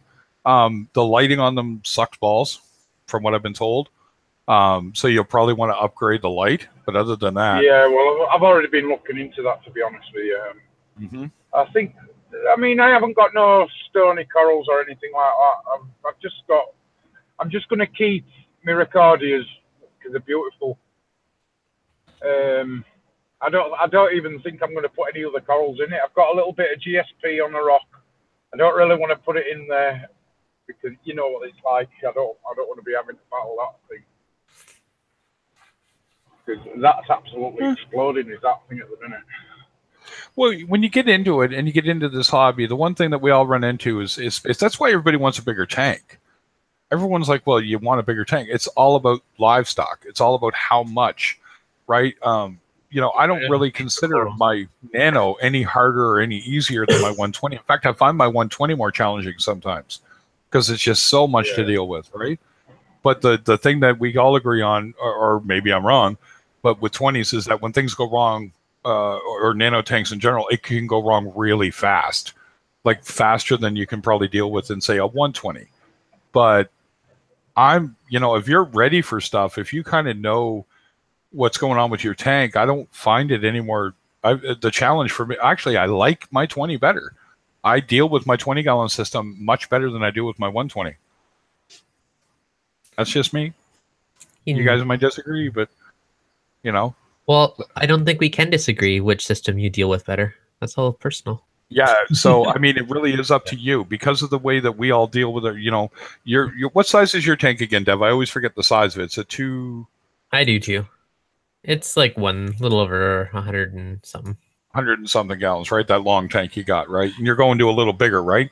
Yes. Yeah, so a little bigger. What it is? I'm curious myself. Yeah, I know you're still playing around. I should really decide this soon, to be honest. You probably should. Yeah, it's getting there, right? Just do it on the fly. I built the stand. This dictates this, but I could go higher. Yeah, exactly, right? Like, well, yeah, it's going to be the last upgrade for a long time, so it's got to be right. Well, I think you're like me. I like lower tanks. Mm-hmm. I don't know why. I think I like it because it makes it easier to deal with the inside of the tank when I have to. Yeah. Versus, yeah, go ahead. Oh, yeah, like I wouldn't want the brim higher than like armpit height, right? Because otherwise you can't reach anything. Yeah, and you don't want it longer, height-wise from your armpit down to your hand so that you can reach the bottom of the tank, right?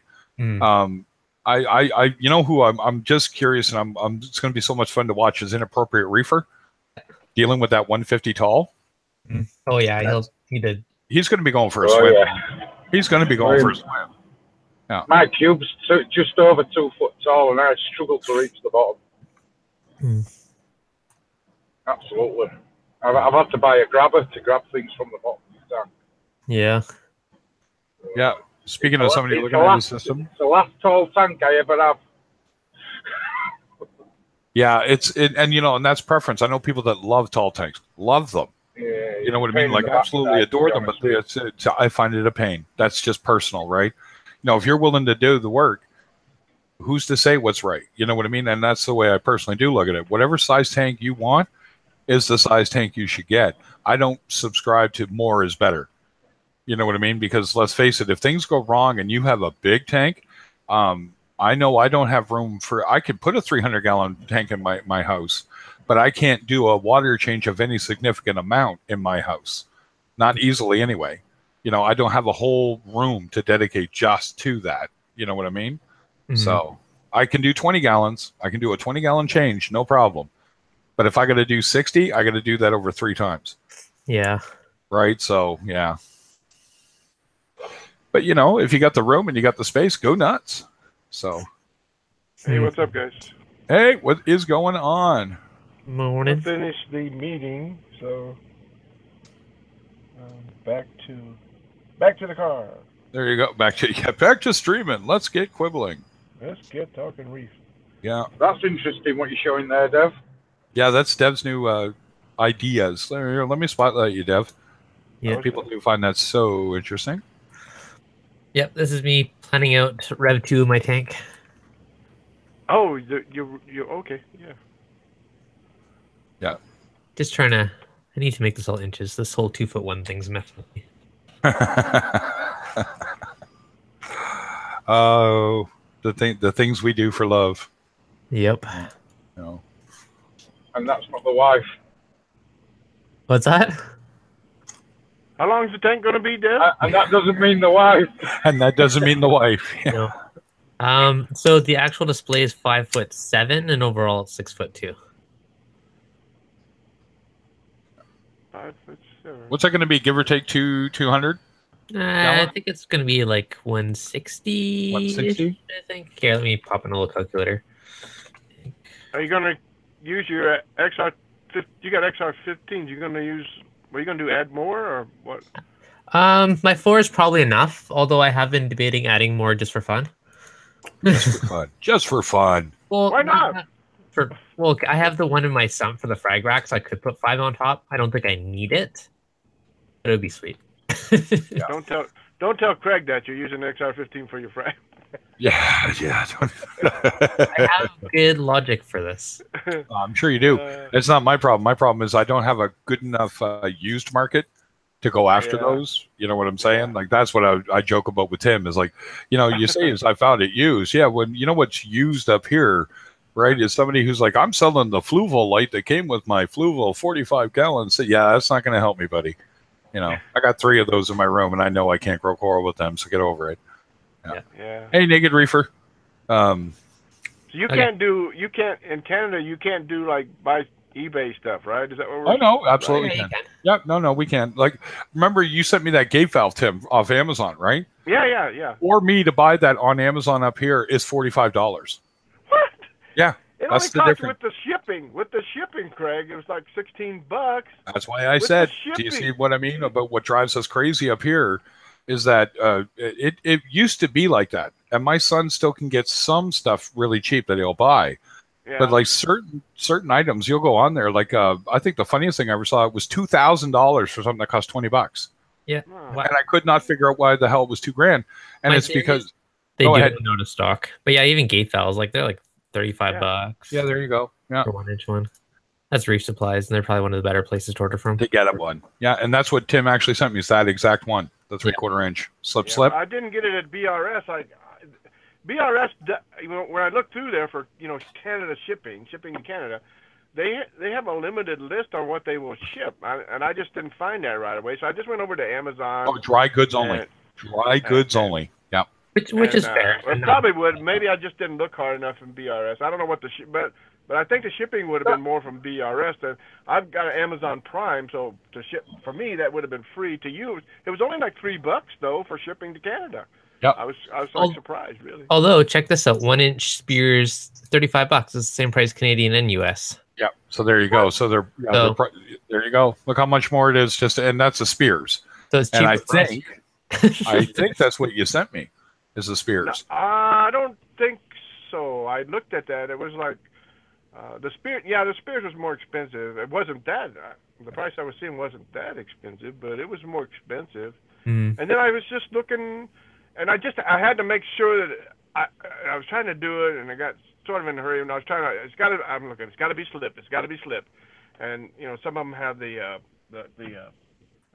what am I trying to say? The screw in, whatever, and I just wanted to make sure it was slip, and then I just found that one real quick, and okay, that's it. That'll work. It looked okay. I think maybe I have a couple of my ball valves from that company too, or something. So and they worked okay. So, well, anyway. Yeah, exactly. Right. I don't care. To me, I just appreciate it. Trust me. It just made my life easier for that 20. When I move the tank, I'm just going to set it up at that point because I'll be right there. I'll do it, let it dry, hook it all up, done. Right. Yeah. Hopefully, I don't make the mistake I last time. You ever hear the story about when I didn't glue in something? No. Oh, that was hilarious. So we're adjusting stuff, me and the wife, under the tank, and I'm moving the piping, just ever so little, putting it in place. I had forgot to glue one of the elbows. Oh no! And it was right over the plug, the GFCI plug. Oh no! And it was so funny. She said it popped, and she said she saw my hand come up and immediately act as a deflector to put it into the sump, right? Yeah. And I said, okay, turn off the pump, turn off the pump, turn off the pump, right? So turn off the pump. You turn off the pump, right? She turns it off, and she just looks at me and she goes, "What happened?" I went, "I'm an idiot, and I forgot to glue that joint." Right? And she goes, and all the rest of it was already glued. I literally forgot one joint. That's all it took. And only because I touched it did it actually leak. Like it popped off, right? Mm-hmm. So, word to the wise, folks, make sure you double check everything you did before you ramp it up. Usually the great part is on our sumps, a lot of us, our piping is right over the sump anyway. Yeah. So if that happens, it's not such a big deal. But mine, because it was coming down the back, that was the joint, and it was right next to this plug. Like I would normally not recommend having your. Oh, and by the way, they're not keeping my GFCI plug here. I'm taking that out, and I'll put a regular plug back in. They're not keeping that. That's $30. I almost did that on my new tank on the plumbing. I think it was the before the I did the Herbie, and I had emergency overflow, and I didn't realize I had dry fitted stuff. And on the emergency overflow, the joint where it goes down and hits into my sump, I think I was checking the plumbing for leaks, and then it's like this leak, and I go, oh crap! But then I went and tested it. The whole thing came off, and I go, "Oh shit! I didn't glue the damn thing." Yeah, it's all it takes, right? You know, and hopefully it's not serious. That's all, right? Yeah. You know, but I always tell people, you know, literally practice what you preach, right? You know, double check everything before you start up, right? So, no, Yeah. it's one of those things. So for those that are just tuning in and don't know, this is Dev from Reef Dudes messing around with his new setup, his new wife, as it were. As Michael would say.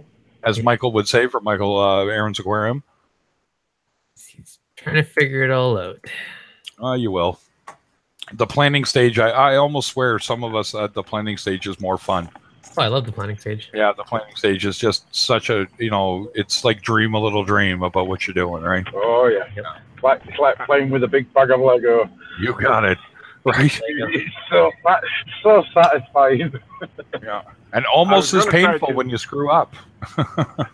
I was going to try to explain to my real wife why Michael calls the wife, and then about 2 sentences into this explanation, I go, "This isn't going to go good." So I said, "I don't know. I don't know what. Yeah. Never mind." Probably a lost cause. We have to start calling the aquarium the knockoff. The knockoff, yeah, the mistress. The knockoff, the bit on the side. Yeah. Nice. You know, that's, you know, you have to kind of look at it from a point of view that we love what we do. That's why I'm on here talking about it. I can talk about reefing every day, you know, and we don't always stay on topic, but a lot of the time, all we do is talk about, you know, the parameters thing, you know, and I'm going to pick on you a bit here, Reaper Wolf, but that's a newbie thing. Parameters then turn into something different later, right? So when you're dealing with your calcium, your alkalinity, and your magnesium, and your nitrates and your phosphates, that's down the road. Don't get sidetracked by that, right? Right now, you're just getting your tank up and running. It's going to do its thing for the next 6 months. You'll get to know the tank and its evolutions, and once you do, then you'll be more comfortable with the rest and have a better understanding of what's actually going on. You know, all of us in here that have experience right now will tell you the same thing, that we still sometimes are looking at it and we don't know what's going on. You know, we just take little baby steps in whatever direction, trying to correct whatever's wrong. And things don't always go wrong. I know people's tanks that are rock solid. They just do this and things are just fine. And, you know, you're envious of that in some ways. Really? I got to meet those guys. Yeah, me too. I only know 2. I know 2 guys that I look at their tank and I'm just, what the hell, right? Like one of them is exactly. Look at Paul from Reef Community Worldwide. That tank, his tank looks fantastic all the time, and he does next to nothing. He stresses over it, but in a much different way than some of us do. He's always complaining. He's always complaining. Well, it's because he's British. You know, like, damn. Yeah, he whinges. Danny knows what I mean by that. He's a whinger. Whinger. Common word. Yeah. He's whinging. He's got sand in his vajayjay. Yeah. God, I love him. I love talking with those guys. It's yeah. So Reaper, there's Dev. I think you were told Dev usually on Fridays at 5 your time. Dev. What one? Where? What time do you stream on Wednesdays? 3 p.m. Pacific, 6 p.m. Eastern. Eastern. There you go. And Reefing with O he's a little later lately, isn't he? Thursdays, so he's tonight. Tonight, and it would be around. I don't actually know what time. I've only caught it. I've seen him start at 7 Eastern. I've seen him start at 10. Yeah. So it really depends, right? Just keep an eye out for it. But Reefing with O, there's also Reefing. He was going to change. He was going to change his time too, or something. I forget. He might be. He's got that new job in Memphis. He's just going to do it an hour earlier, I think. An hour earlier. Yeah. So he's probably going to do it at 9. I'm sure that's what he said. Which was cool with me. I'm in the Southwest. So. No, exactly. So yeah, so Reaper, if you want to go look for these guys, they're they're all easy to find. Subscribe and hit the bell, and you should get the notification. Just make sure you don't ignore the notification, because what happens is you ignore it the first time, turns the bell off. You stay subscribed, but you don't get the notification. Really? Mm-hmm. Interesting. That's one they've been doing a little bit. So it's been semi-annoying. Oh, Jeeves dropped off. Where'd you go, Jeeves? But yeah, it's what it is, guys. Now, generally, I stream every day, so I do more of a talk radio style thing. I'll get everybody in here and we'll just chat and we'll just answer questions in general. Because a topic conversation, I don't need to do tech talk because Reefing with O will do tech talk. You want to know about Apex? You say Apex. In fact, I'm saying Apex. Reefing with O will show up here in a minute. You watch. Right, that guy is just right into the tech part of it. He can answer anything about that stuff for you. And if he can't, and if he can't, he'll get somebody in that can. You know, he knows a lot of people in that community. Dev is always topical for the most part for you, is it not? You just come up with something. What was it you said? Like last minute that day. Yeah, I planned ahead. Last week, and I even have a topic for next week already. Oh, there you go. So you're on the ball now, man. Yeah. Way to raise the bar for us Canadians, right there. You know, gotta do what you gotta do. Gotta represent. You know, Reef Community Worldwide is a little more like mine. It's a little more freeform most of the time, but he does something called Testing Tuesday, where everybody kind of gets on and they'll start doing their testing, and it's just to get everybody doing it on a regular basis is what was his idea, and it works out pretty well. This week. Yeah, and then Aaron's Aquarium is on. Great. Go ahead. No, I was just laughing at your comment about us Canadians. No, us Canadians. The Canadians are okay, Craig. You're the one that's messed up. I'm the messed up one, yeah. Yeah. But that's why we like you. Well, it's always entertaining, and let's get quibbling, like I say, right? It doesn't matter what it is, we'll get into it somehow. Question: single return or dual return? Talk in a minute, guys. Yeah, talk to you in a minute, Danny. I don't know if you need more, like, because I know you were debating a coast to coast. Are you doing a 3-drain? Well, one full siphon, one open siphon in an emergency. Yeah, so a 3-drain, a bean animal. I don't think you need more than that, theoretically. Well, no. I'm just debating if I should do that whole dual return pump thing. Oh, you're talking about the return to the tank. I would run 2. Sorry. I'd run 2. Yeah. I'd run 1 on each side. All right. And run, you could actually talk to, depending on how much flow you're putting, talk to Nick and see if they can make a bigger RFG nozzle.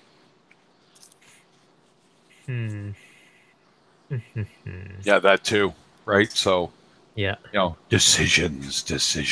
Or, because, I mean, you're going to be what? If I have 3/4 on both returns or 1 inch on both returns? Well, right now I'm 3/4, but I'm debating if I should go bigger. Because technically, at least from talking to Terrence before, he was saying that ideally, if you have 1.25 inches, that's where you get the most optimal flow out of most pumps, like the most efficient flow. Right. I was like, well, if I have 2 pumps, I could run them both at like half the speed that, say, I'd run the one at, which would be, I don't know if that'd balance out for power efficiency, but it'd definitely be quiet. Well, pretty quiet, but I don't know. Redundancy. And then I think I could do funky stuff like ramp one up and one down and let them alternate which side it pumps on. I don't know. You just do all kinds of weird stuff. I mean, you could run dual pumps on a single large return. True. You'd run, what's the pump output? Like I'm using the Vectra M1 right now.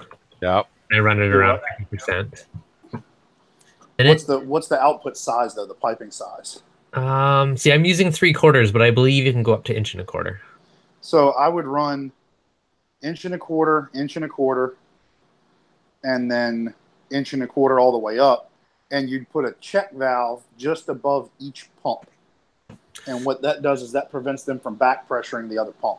Well, the one cool thing that I like about the Vectra is if you put it in feed mode, you can set like a minimum flow, so it will just hold water in the pipe, so you don't really need a check valve. No, your check valve is to prevent one pump blasting into the output of the other pump. Oh, if you're saying if they share a line. Yeah, if they share a line. So if you were going to do 2 pumps into single return, got it? 2 pumps, one line up to the tank, 1.25 inches. You would check valve just above each pump. Yeah. That way, if you cut one pump off, let's say one of them burns out, that other pump doesn't blow water back through your dead pump. Gotcha. Okay, that makes sense. That's the way these industrial systems are set up. They always have a check valve after the pump. That makes sense. Then Your other alternative is, like you said, to run. Are you going to run a manifold in your sump? I haven't decided yet. Not a 3-turn pump. If I do, it's going to be separate. Okay. Well, okay. Then I would run probably 1 inch all the way up. Yeah, I'm thinking I'll do 1 inch instead of 3/4. And then come 1 inch bulkhead through. Then you would run 1 inch to dual 3/4 lock lines, or you just put a straight nozzle. Because if you put a straight nozzle on each one, hard piped in, you know, basically you screwed a nozzle straight into that bulkhead. It would blow straight across the tank to hit the far end and then roll down. So you'd get a constant cycle loop. The hard part is getting that distance, you know, getting that 5.5 to 6 feet. Yeah. That's always a little bit of my challenge in the peninsula. Have you run an adductor nozzle before? No, I have one of those little ones in there right now. Okay. That's one. If they had a bigger one, that's what I'm thinking. If you had a bigger one, or you 3D print. So if you 3D printed a 1 inch adductor nozzle, it should give you the flow across the tank, because it would accelerate the flow and focus it as it comes out to go all the way across the top of the tank to the other wall.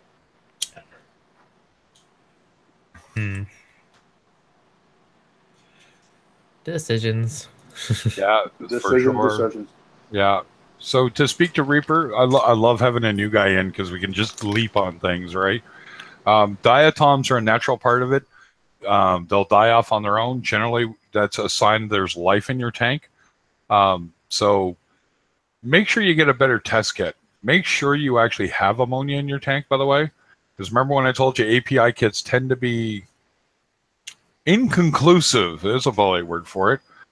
But yeah, make sure you have that, because if you don't have any ammonia in your tank and you're starting to get diatom, now's the time to get yourself some snails. And I don't like hermits. I actually hate them, but they do serve a really good purpose in the tank besides knocking your coral down or killing each other for shells, because that seems to be all they really do. But snails for sure. You know, might want a couple of NAS snails at most. In a 20 especially, get yourself some Trochus snails. Ceros snails are okay. Spiny Astrea snails are my favorite, but you got to watch them and flip them over when they fall. So that's why I like the red-banded Trochus. Yeah, red and purple-banded Trochus are great. They're like the little workhorse of your tank. They look nice, and they will cover some ground in that tank and eat a lot of algae. I timed one. He went from one side of my 120 4 feet in 30 seconds. They're fast. Wow, that's fast, right? For a snail, that is just like, wow, that's like Turbo, right? There you go. What's right? that? Yeah, what's that stupid cartoon? Turbo? Is that the name of it? Yeah, Turbo. Yeah. It's like, you know, he's just sitting there going, yeah, you think you've seen it? You ain't seen nothing. But a good snail for diatoms, because a lot of people don't like the look of the diatoms, is get you in a 20, I don't know, 5 or 6 margarita snails. They will wipe out the diatoms. Yep, they love it. They nom away, Pac-Man style. Now, they don't live, they aren't the hardiest. So usually everything I've read, about 9 months to a year on average. I've had mine in my 24 for 5 months now. I started at the beginning of January. So 5 months. And what I did is, as I got rid of the diatoms, I pulled, because I dropped 10 in, I pulled half of them out and put them in my 75 and let them work in there. And I've added in red-banded Trochus. I did a conch, a fighting conch. Yep. 3 Nacerius snails, or zombie snails, as some people call them. I know some LFS call them zombie snails. Really? Yep. Because they're like a zombie. They live under the sand, and then they come out like a zombie coming out of the grave. Yeah. So I'd say 2 to 4 Nacerius, 5 or 6 red-banded Trochus, 5 or 6 Astreas,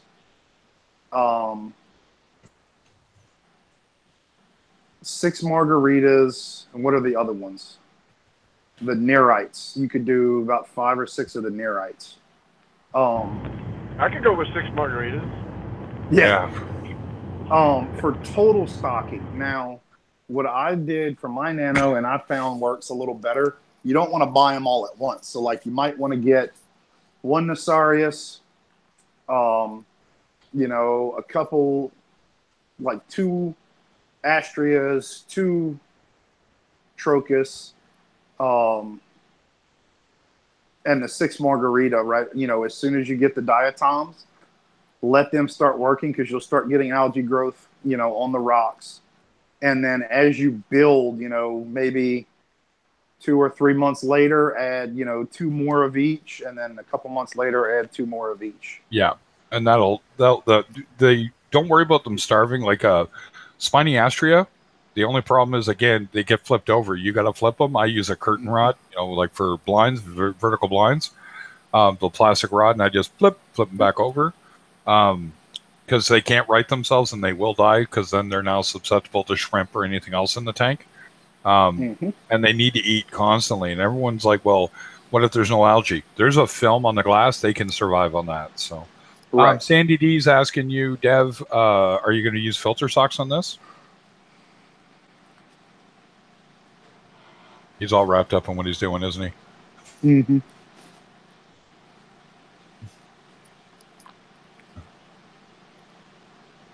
Yeah, no. We don't. I don't think any of us subscribe to those cleanup crew packs at all. If you're going to do one, they're not bad if you do a smaller one. You're not going to go buy the 20-gallon cleanup crew pack. No, you're going to buy like the 10. Yeah, if you look at reefcleaners.org, they're about the best one I found. Exactly what Craig just said. I think they have them down to a 2.5 pico. So get you like the 5-gallon, and it ships free. So you buy the 5-gallon cleanup crew pack. It ships free 2-day shipping to your house, because they don't have to be overnighted. Yep. It shows up at your house. You drop them in. Now, it doesn't have the margaritas, and it doesn't have hermits. No. I think you can get a quick crew or a hermit crew from them, but then you have to overnight it. So I would order the snails quick crew from them for like a 5-gallon. Yep. Go to your LFS, get you 2 or 3 blue leg hermits, smallest ones you can get. And that's the only hermits I would put in that tank, is 2 or 3 blue leg hermits. Get you a couple of extra empty larger shells, which you can get from Reef Cleaners. They have a shell pack, and you can order them by size, and that'll ship with that cleanup crew for free, I believe. Double check with them. You know, and then, like I said, in a couple of months, 2 or 3 months, you order you another 5-gallon cleanup crew. It ships to your house for free. So you're not losing any money on shipping, you know, and you're getting a good mix of snails. And now I've heard theirs come in very small, but that's not a bad thing in a small tank. No, not you at know, all. they'll work in the smaller nooks and crannies. And their snail crews are Antillean Nearites, Nasarius, Astrea, and Trocus. Yeah. Dev, can you hear us? You have us blocked out, Dev. There you go. Sandy D was asking, are you going to put filter socks on this system? No. Nope, he is not going filter socks. There you go. I'm going to do, like, I'll show you what I'm looking at. So I'm going to speak to something for Reaper Wolf as well, since he's a new guy and he's asking. The biggest thing you're going to hear us all talk about that you need to sort of take to heart from us is patience. Don't knee-jerk reaction to your tank every time something goes on. You know, ammonia, you got to be a little quick on, but everything else, diatoms, man, we all go through it. I still go through mini diatom blooms. They happen. So then, speaking to your cleanup crew, when you see a snail die, unless you have a large cleanup crew, remove it. They are like super bad ammonia busting bastards. They really are. And they stink. You take out a dead snail, you know he's dead. Let's just say that. That's a smell you don't forget. So, to answer your question, I'm going to put one of these on, I think. They're one of those filter rollers. Yep. This one's Clara C by D&D. I like it because it's fairly compact and it's vertical. And so that's basically what this thing is going to be. So I'm going to take out the filter socks, put that right on the edge. I wonder if that would work in my system, because I have a weird layout in my sump. Yeah. Yeah, but I wonder if that went in, how wide is that, left to right, so to speak? That filter thingy? Yeah. There's two different sizes. The bigger one, which is what I'll probably throw in, just because I'm assuming it will last longer with the roll.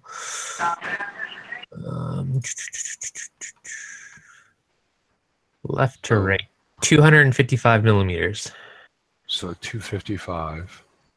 So that's for the bigger one, and then the smaller one is, I don't think it was that big of a difference. 205. So 50 millimeters wider for the big one. Because that would slide in. I've got it set up with 2 filter socks right now. Right in a trap that I made, right? Yep. Now I'd have to carefully remove what's holding that up, but I mean that's not that big a deal. Just take your time and prise the glass away from the silicone. A sharp knife and some patience, right? Yeah, don't cut your hand open again, Craig. You suck. So, but it looks like it would slide right into that slot. Right, right. You see what I'm saying? So I could actually set it up so that it actually slid right in, almost like a perfect fit. Yep. So the left to right and then front to back kind of deal is what I'd have to look at.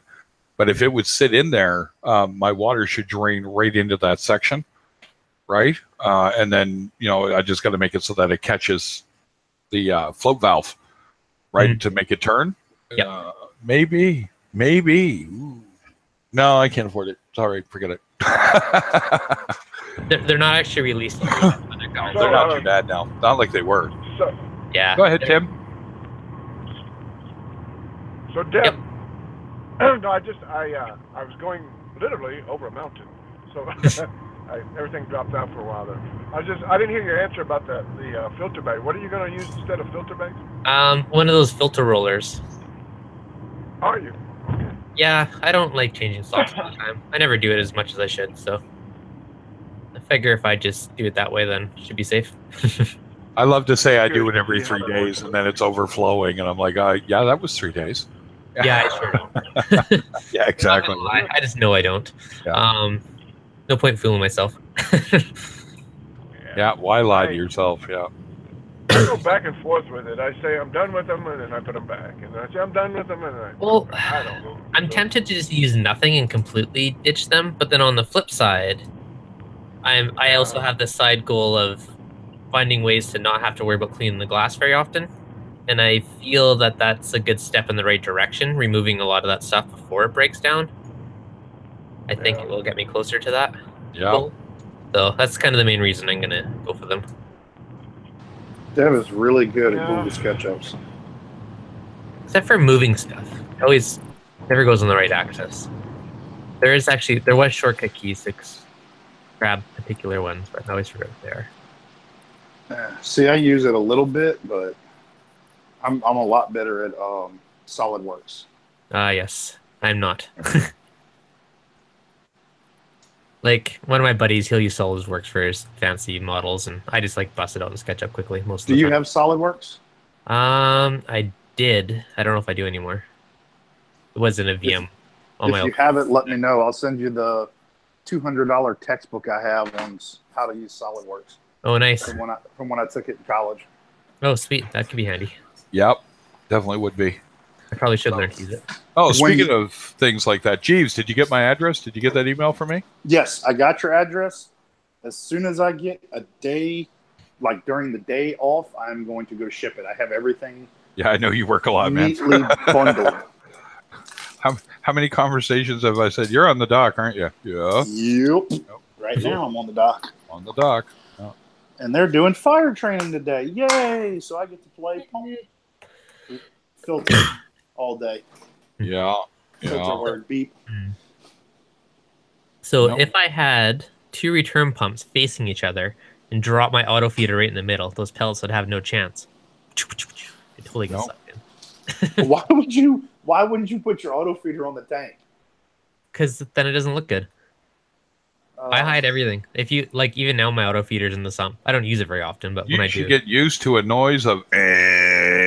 You get used to that one. Nope, in the sump. You think they'll do it? In the sump, hidden. So okay, so here's I'm some. talking about the pellets jamming up the impeller.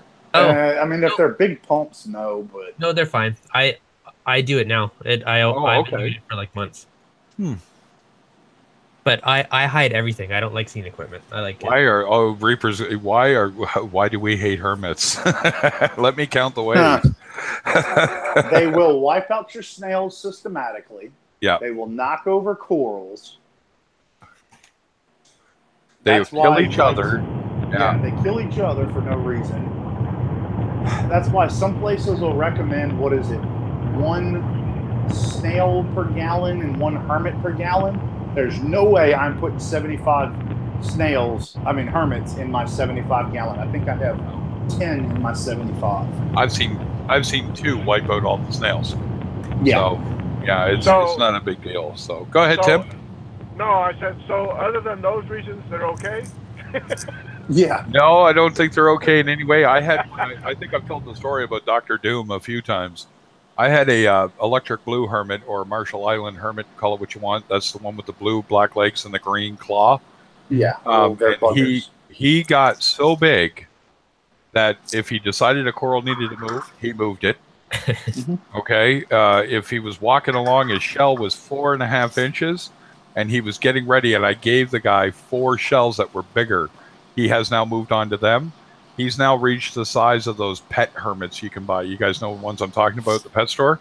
Yeah. He's so big now. And any hermit crab you put in the system, this poor woman, that my buddy that bought this hermit, now does what my wife does. Oh my God, he's killing that hermit. The hermit literally went in the tank. He goes over and kills it, pulls it right out of the shell, eats it right in front of you. Sounds like the job of the Hutt. Oh yeah, I'm trying to talk my brother into getting one of those giant marine hermits for my nephew instead of doing fishing corals. Yeah, and just feed. They get like the size of a soccer ball, apparently. Yeah, if you keep them fed and you keep them groomed and you keep the shells up, yep, they sure can get big. Yeah, and take your finger off if you get too damn close. Yeah. So you just thump him on the head and then pick him up by the shell. Whack, whack. Yeah, I had a buddy of mine who used a stick. Wooden stick skewer, Yeah, and he'd use the blunt end, and he'd get his attention, and then grab the shell so he could pick them up. And he realized one day how far out of the shell they could come because he got his hand, made him get stitches. He clipped them. Really? Eh? Yeah, they're a different animal. That's not your reef style hermit crab. No, that thing is massive. Yeah, that's they're like coconut crabs. Go look up coconut crabs, folks. Yeah, the one you talking about, the ones that climb up in a tree. Yep. That what are they? Semi-marine hermit crab, basically. Semi-marine hermit. Yeah, they get so big. That's the one they shows a picture of one on a brute can, and he's the size of the brute can. Yeah, he fills the trash can up. He was using the trash can as a shell because he didn't have a big enough shell. Yeah, there's stories of they climb up on the tree. They climb trees. Yeah, they've killed dogs. They've killed cats. Wow. Yeah. Get the dog out of here. Oh yeah. No, there's one guy that tells the story that is he had a what do you call it? Jack Russell Terrier. And he got his arse in a knot about this crab being in the yard, and he was barking at it, doing his dog thing, and the crab got him, and got him good right then and there. So, yeah, that's an immediate result, folks. See, we just have alligators. Yeah, you got alligators. Yeah. I live in Canada. All we got to worry about is moose. Yeah. Yeah, they're kind of big. They're a little large. They just keep their own thing, but at least they're not predatory. They're defensive. Yeah, well, the difference being is I saw a black bear, by the way, guys, last night on the way up to Fredericton there for my family thing. I was a little surprised. Like, really? Wow, I haven't seen one of them on the road in a while. We don't really, you don't see them a lot. They're a lot more solitary. But out where Dev lives in BC, grizzly bears are a thing. Oh, I've seen them. Man, I've been like on my motorbike and having like run across the road in front of me on like some back roads. I'm like, woo. Did it pucker to the size of a wee rabbit's nose? I don't know. For the most part, though, they don't really do anything. No, they don't really care, especially if you're on a big, noisy motorcycle, so to speak. Yeah, If they have babies and you're going near the babies, that would probably be a bad idea. But aside from that, I don't think it's really much of an issue. I mean, that's most animals, right? If they feel threatened, they're going to be exactly right. And I always feel for the one hiker that's the odd man out. Yeah. So they're walking along, and then there's a grizzly barreling down the hill at you. Everything's flashing before your eyes. Pants are filled. There's not a lot you can really do. I love all the misinformation of do this, play dead. Well, that's about all you can do. Yeah, pretty much, eh? Good luck. That's why Smith & Wesson makes a snub nose 500. Yeah, exactly. There's here in Canada, I don't even think I think bear spray is all we're allowed to carry. Yeah, it's and apparently it works. There is a guy who said he that if you read about it, that he managed to super concentrated mace. Exactly right, and it's like he said, I was spraying it at it. I didn't think it was going to work. He got 2 swipes at him, which still did a butt ton of damage. Yeah, right. But the bear then backed off and took off because he had no part of it. But that's it. It's just like in Wyoming, is it? They got a wolf problem right now. Well, it's not a wolf problem. They just realized that that's what wolves do. That's why they tried to hunt them out, right? Right, and that's why now they're repopulating them because they're endangered, and now they're realizing, oh, these things aren't that nice. Yeah, they're not nice. Well, they're not. They look great. I always love that individual that wants to keep an animal that can kill them. It's like if you on YouTube here, guys, if you want to look him up, he's interesting to watch, and he's nuts. Is Viper Keeper. Oh. And this guy keeps snakes. That dude's an idiot. This is a very intelligent man. He fixes electron microscopes for a living, right? So it affords him this hobby, as he calls it. Well, he missed the common sense portion. Yeah, you want to mess with a mamba? I know you gave that green mamba a cute name and called him Kermit, but that green mamba is more than capable of killing you. Yeah, and he knows it. Nothing you can do. And there's not, he's got the anti-venom, but like you said, that's not a guarantee. That's just if it happens. And he has been bitten. He tells the stories about being bitten, and I'm just like, it's like that guy. Who was the guy in Florida? I forget his name, but he used to deal with the cobras all the time because he had a real knack for milking cobras and rattlesnakes. And what killed him? Oh, yeah. Cobra. I got, my best advice is, if you don't want to mess with a grizzly, just when they tell you this area has been known to have grizzlies in it, just don't go in that area. Exactly. If you don't want to mess with a shark, and they tell you you're known to have sharks here that can stay out the hell out the area. What the hell is wrong with you? That's why Craig don't get in boats, rivers, water. Nope, I barely go in pools. If it ain't a perfectly clear pool, not getting in it. I'm not in it for long. Galleophobia is a real thing, folks. Makes sense to me. Yeah. Makes sense to me. Irrational fear of sharks. No, it's not irrational. My mother took me to see Jaws 2 when I was, 7? Good job, Mom. You know what I mean? Oh, and then my dad let me watch Piranha. That was it. I'm not pooping. It ain't happening, Dad. I'm not going to the toilet. I'll pee in the hamper. Yeah. See, we have coyotes. That's all we have. No. There's an Australian fella I talk to once in a while, and the most amazing thing for him is in one day they were sitting on the beach. He doesn't go in the water. He goes in the water, but he goes up to his ankles, right? That we share the same phobia. And while he's looking out at the ocean, watching these people surf, he sees a 20-foot saltwater crocodile in the wave swimming along. Yeah. And then 10 minutes later, a great white shark swimming through the wave. You need to get the hell out of there. Why on earth would you go in that water? But I mean, people do, and it shows you're not going to get it. You're being attacked is like winning the worst lottery ever. You know what I mean?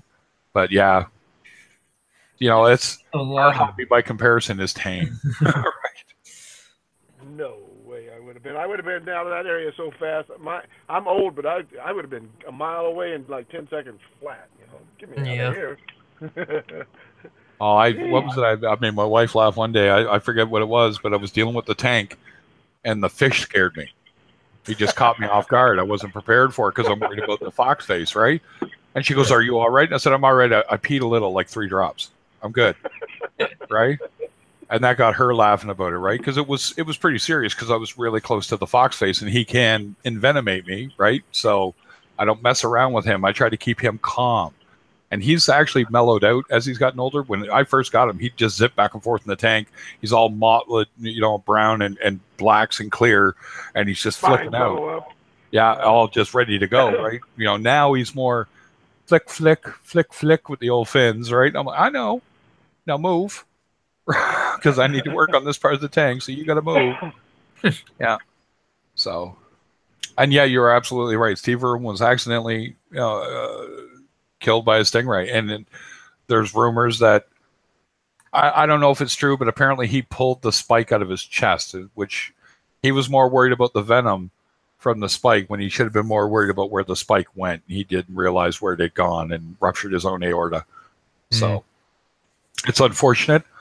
We lost the funnest guy in the world when dealing with dumb things, I guess. I don't know how to describe. If you need a guy to jump on a big alligator or a big crocodile or grab a snake that you shouldn't be grabbing, that was the guy to call. Yeah. It's true. It was fun. Do you remember the one where he ran up the tree after the green mamba and you could just hear a collective, "Are you dumb?" You could hear it. Like you could hear the whole world go, "What are you doing, you crazy son of a bitch?" Right? Look at and that. Now you're 2 feet away from a snake, more than capable of leaping that distance at you. You know? And he's like, "Danger, danger, danger." You think? Very quiet. Sneak up on him. He was the Elmer. Elmer. We're here. You got it. He's the Elmer Fudd of. Well, I don't know who. Maybe I think the Elmer Fudd has to be Steve Austin, the snake guy. You know who I'm talking about? And he gets bit by the cobra on TV, and then goes back. "Oh, it was a dry bite. We're all good." And goes back and messes with the same snake he's already pissed off. You're just not learning anything here, are you, buddy? Yeah. All right. So here's some thoughts. All right. If I make this chamber big enough, I can use it for either the skimmer, and if I wanted, this could be a giant refugium. I just have to put a little divider to block the light from the filter roller. Or it could just stay open and be I like having the skimmer next to there. Well, that's where it's gonna go. I'm just giving myself future options just in case I change my mind on something. So now this could be for either frags or it could be Chaeto. These could be kind of whatever chambers. So filter roller, skimmer, frags or Chaeto. I still haven't decided if I'm going to do Chaeto or do that turf scrubber. So either one could be in either. I don't know. Just trying to figure out my game plan. Now, my one still debation thought is because right now I see this side of the tank, right? Yep. When it goes up the stairs, I'm going to see this side of the tank. So from the top of the stairs side, right? So if I want to get to the other side, I would have to open it from the stair side to get to this side. So that's what I'm debating with that back layout. That format is just because how it's going to be once it moves to the stairs. So once it's on the stairs, you're only going to have access from where you got the pump side, right? Is that correct? Yeah, from like the regular top level, it'll be looking at it from this side. So is that going to give you enough access to get at the filter rollers and all that stuff? So like I don't know why I was thinking it was from the other side, but that's what I'm debating. Because the thing you're going to mess with the most is definitely the skimmer. Skimmer in the sock. And the socks. Yeah. Or the filter roller. Call it what you want. Yeah. Yeah. Glorified socks. Cool. I don't have to change it as often. Socks. Right? Exactly. Yeah. Yeah. But you want to make sure that access to those pumps is a lot easier too. Yes. Yeah, that's a tough decision, buddy. I know. You almost would have to do a dry setup and see how hard is it to get at the two in the back or whatever is in the back. I mean, versus yeah. I mean, this end of the sump's probably like at a nice level from the back of the stairs. I mean, this end, I don't know. I got to go see where it sits, but it might be a little high.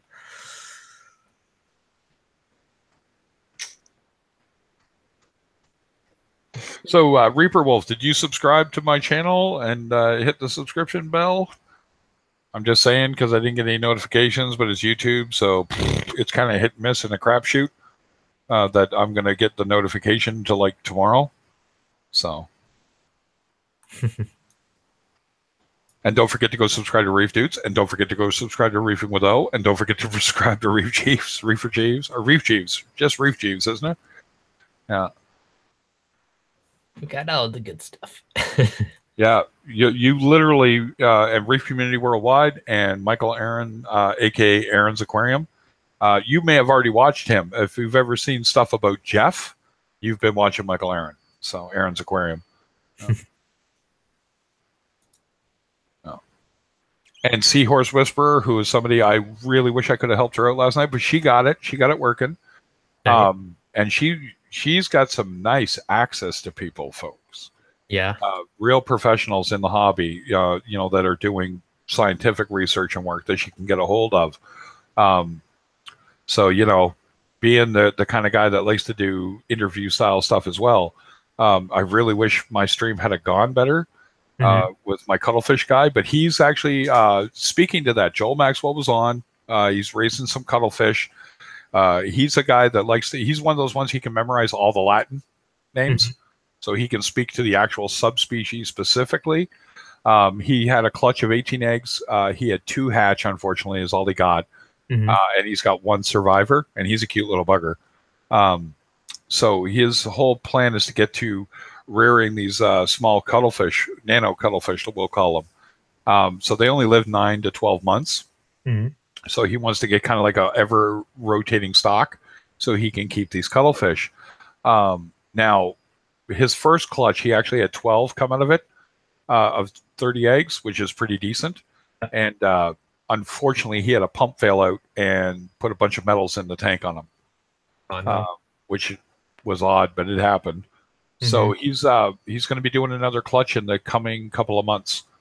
And he's going to go for it again. And he's that kind of guy. He's just crazy reefer, right? He's he should have the Reefer Madness logo on his shirt. You know what I mean?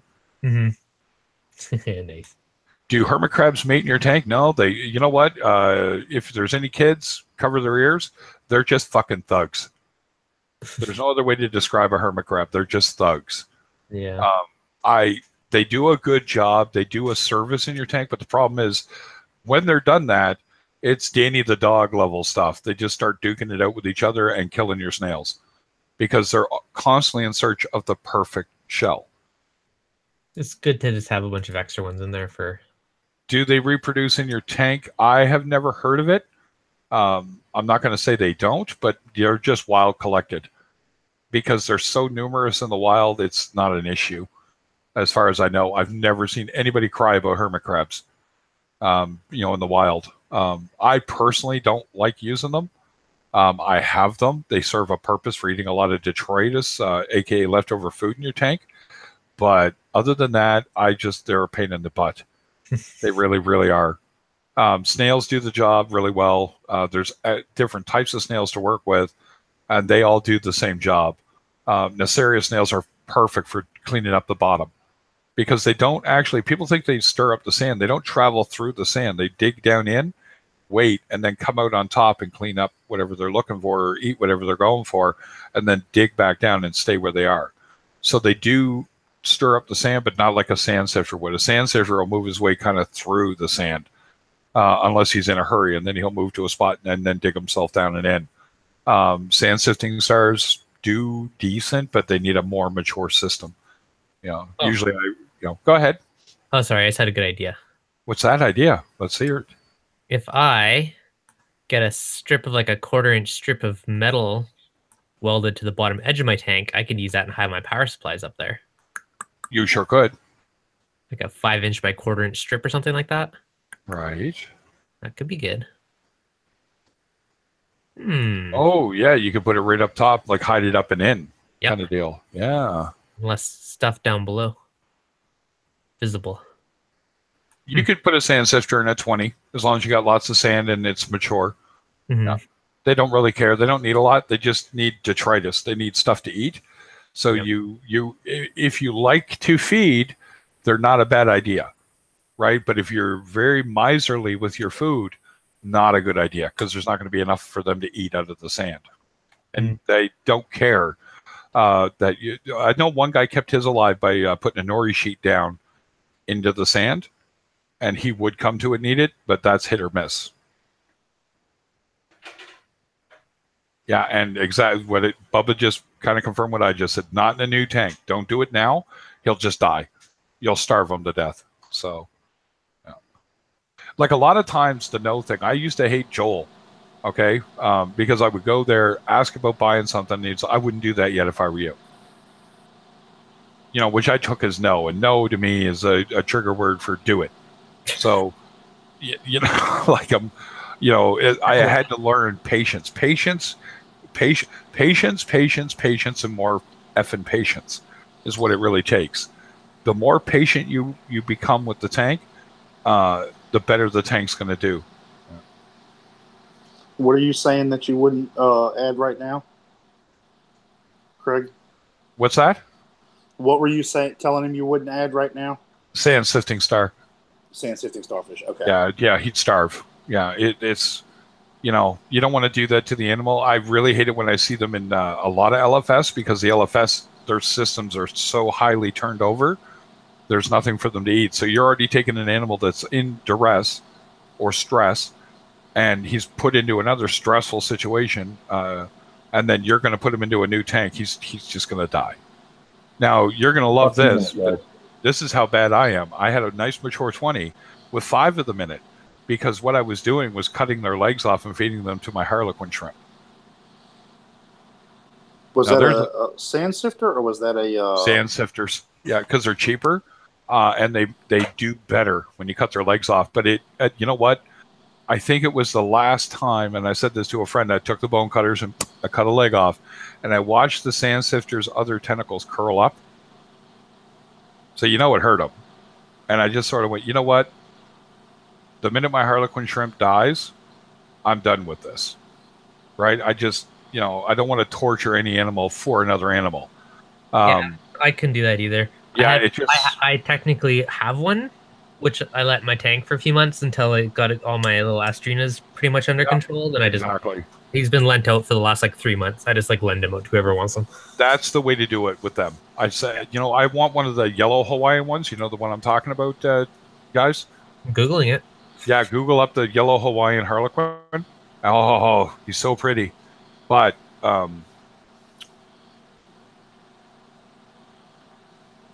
yeah, naked reefers. There's the other thing, Reefer. Reaper Wolf, is you're going to get bristleworms. My wife will just want to pour lighter fluid in your tank and set it on fire. She can't even stand looking at them. They are an absolute necessity in your tank. They are more of your cleanup crew than you can imagine. You only have to worry about the really bad fireworms are a bit of a pain because they hurt more if you touch them. They can hurt your fish, but not in the way you think. You're not going to get a bobbit worm. That's almost, unless you're using live rock. And they just show up. Yeah, you'll do your dips, you'll do everything, and I still have them. They're just part of reefing. What you're looking for is all of a sudden when your fish start to disappear, you might have something to worry about. So, yeah, I like what are they called? Brittle stars. I like them. You like brittles? Yeah. I don't care for the worms, but I like the stars. Yeah, vermitid worms are a pain. No. Oh, sorry. The brittle stars, yeah. Yeah, brittle stars. Yeah. Like those little white guys and stuff. If I get them, I throw them in my tank. I'm always like, where are you doing that? I was like, you never know. If I get enough of them, I'll throw... I had a bunch. Like hundreds. So when I bought the Harlequin shrimp, he had a just ready food supply. And what's really funny was watching this little 1-inch Harlequin shrimp flip a full-grown sand sifting star over and drag them. Oh, it's crazy, eh? No issues at all taking this. He was just munching them.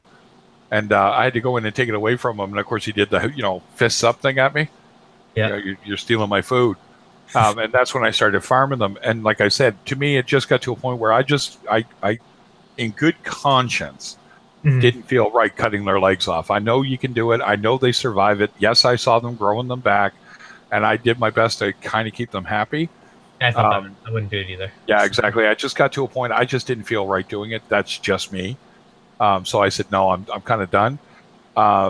Whatever happened in my 20-gallon tank that wiped out my, my hammers and frog spawns also unfortunately led to the demise of this Harlequin shrimp, who I named Harley Quinn because I knew it was a female.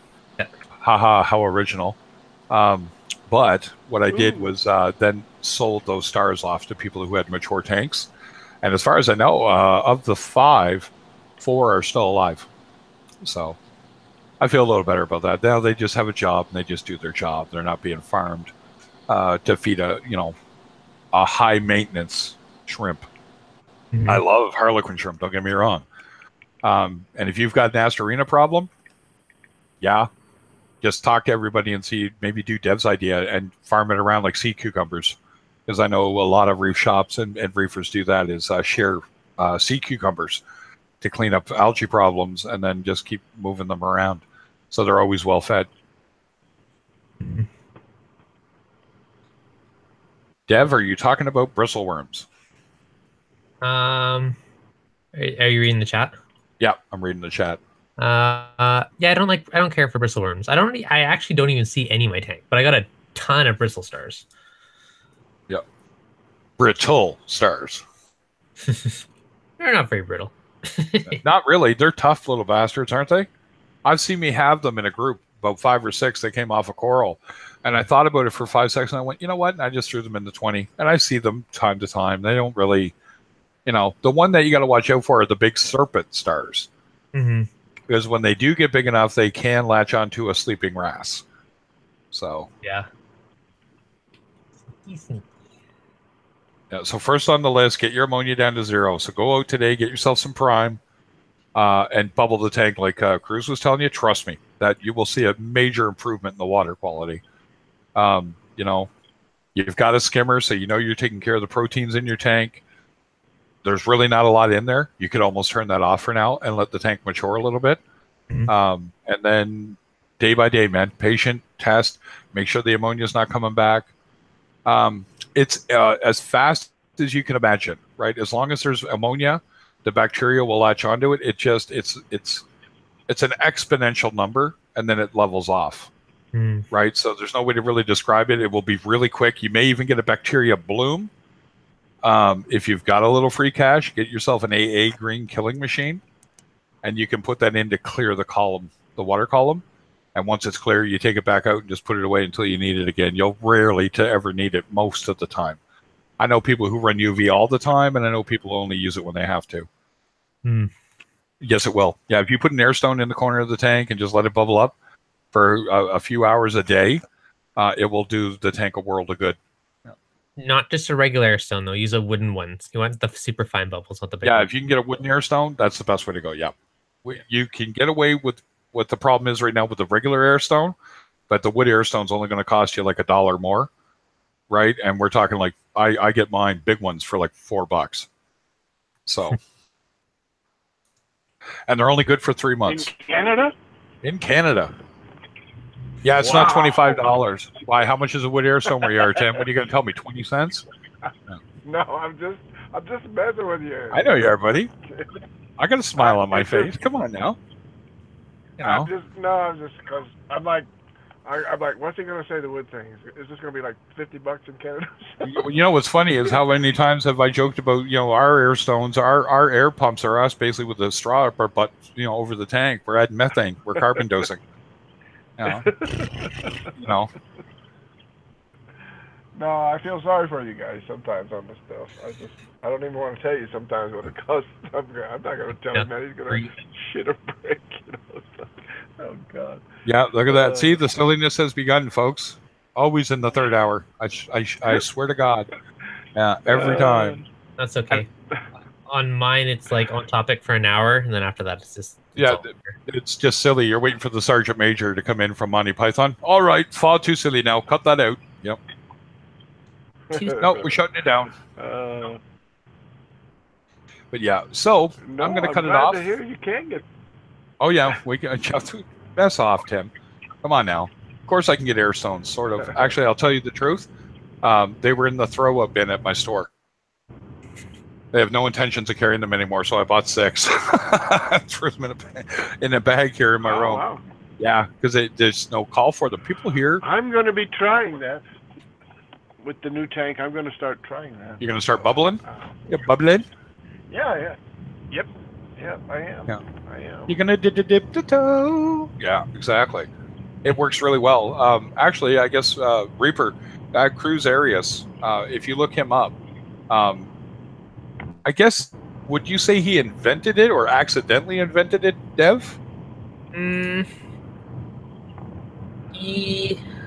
How would you word that? How he's done a paper on it? How's that? You know? Yeah, I would probably. He's the one that's basically brought it to light. Brought it to the forefront. Maybe yeah. they started it.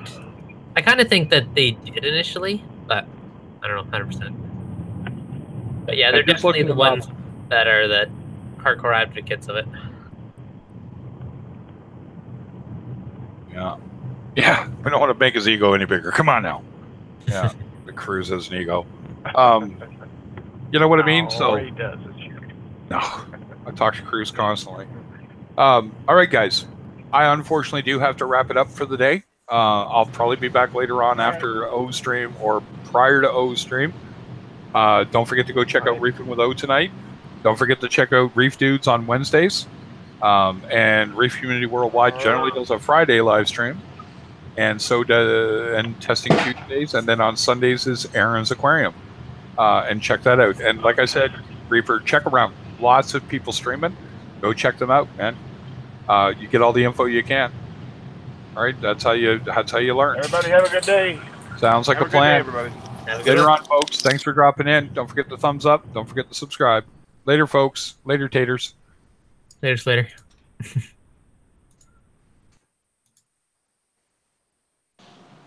Craig, you gonna be around for a second? Yep, I'm just cutting the stream off here.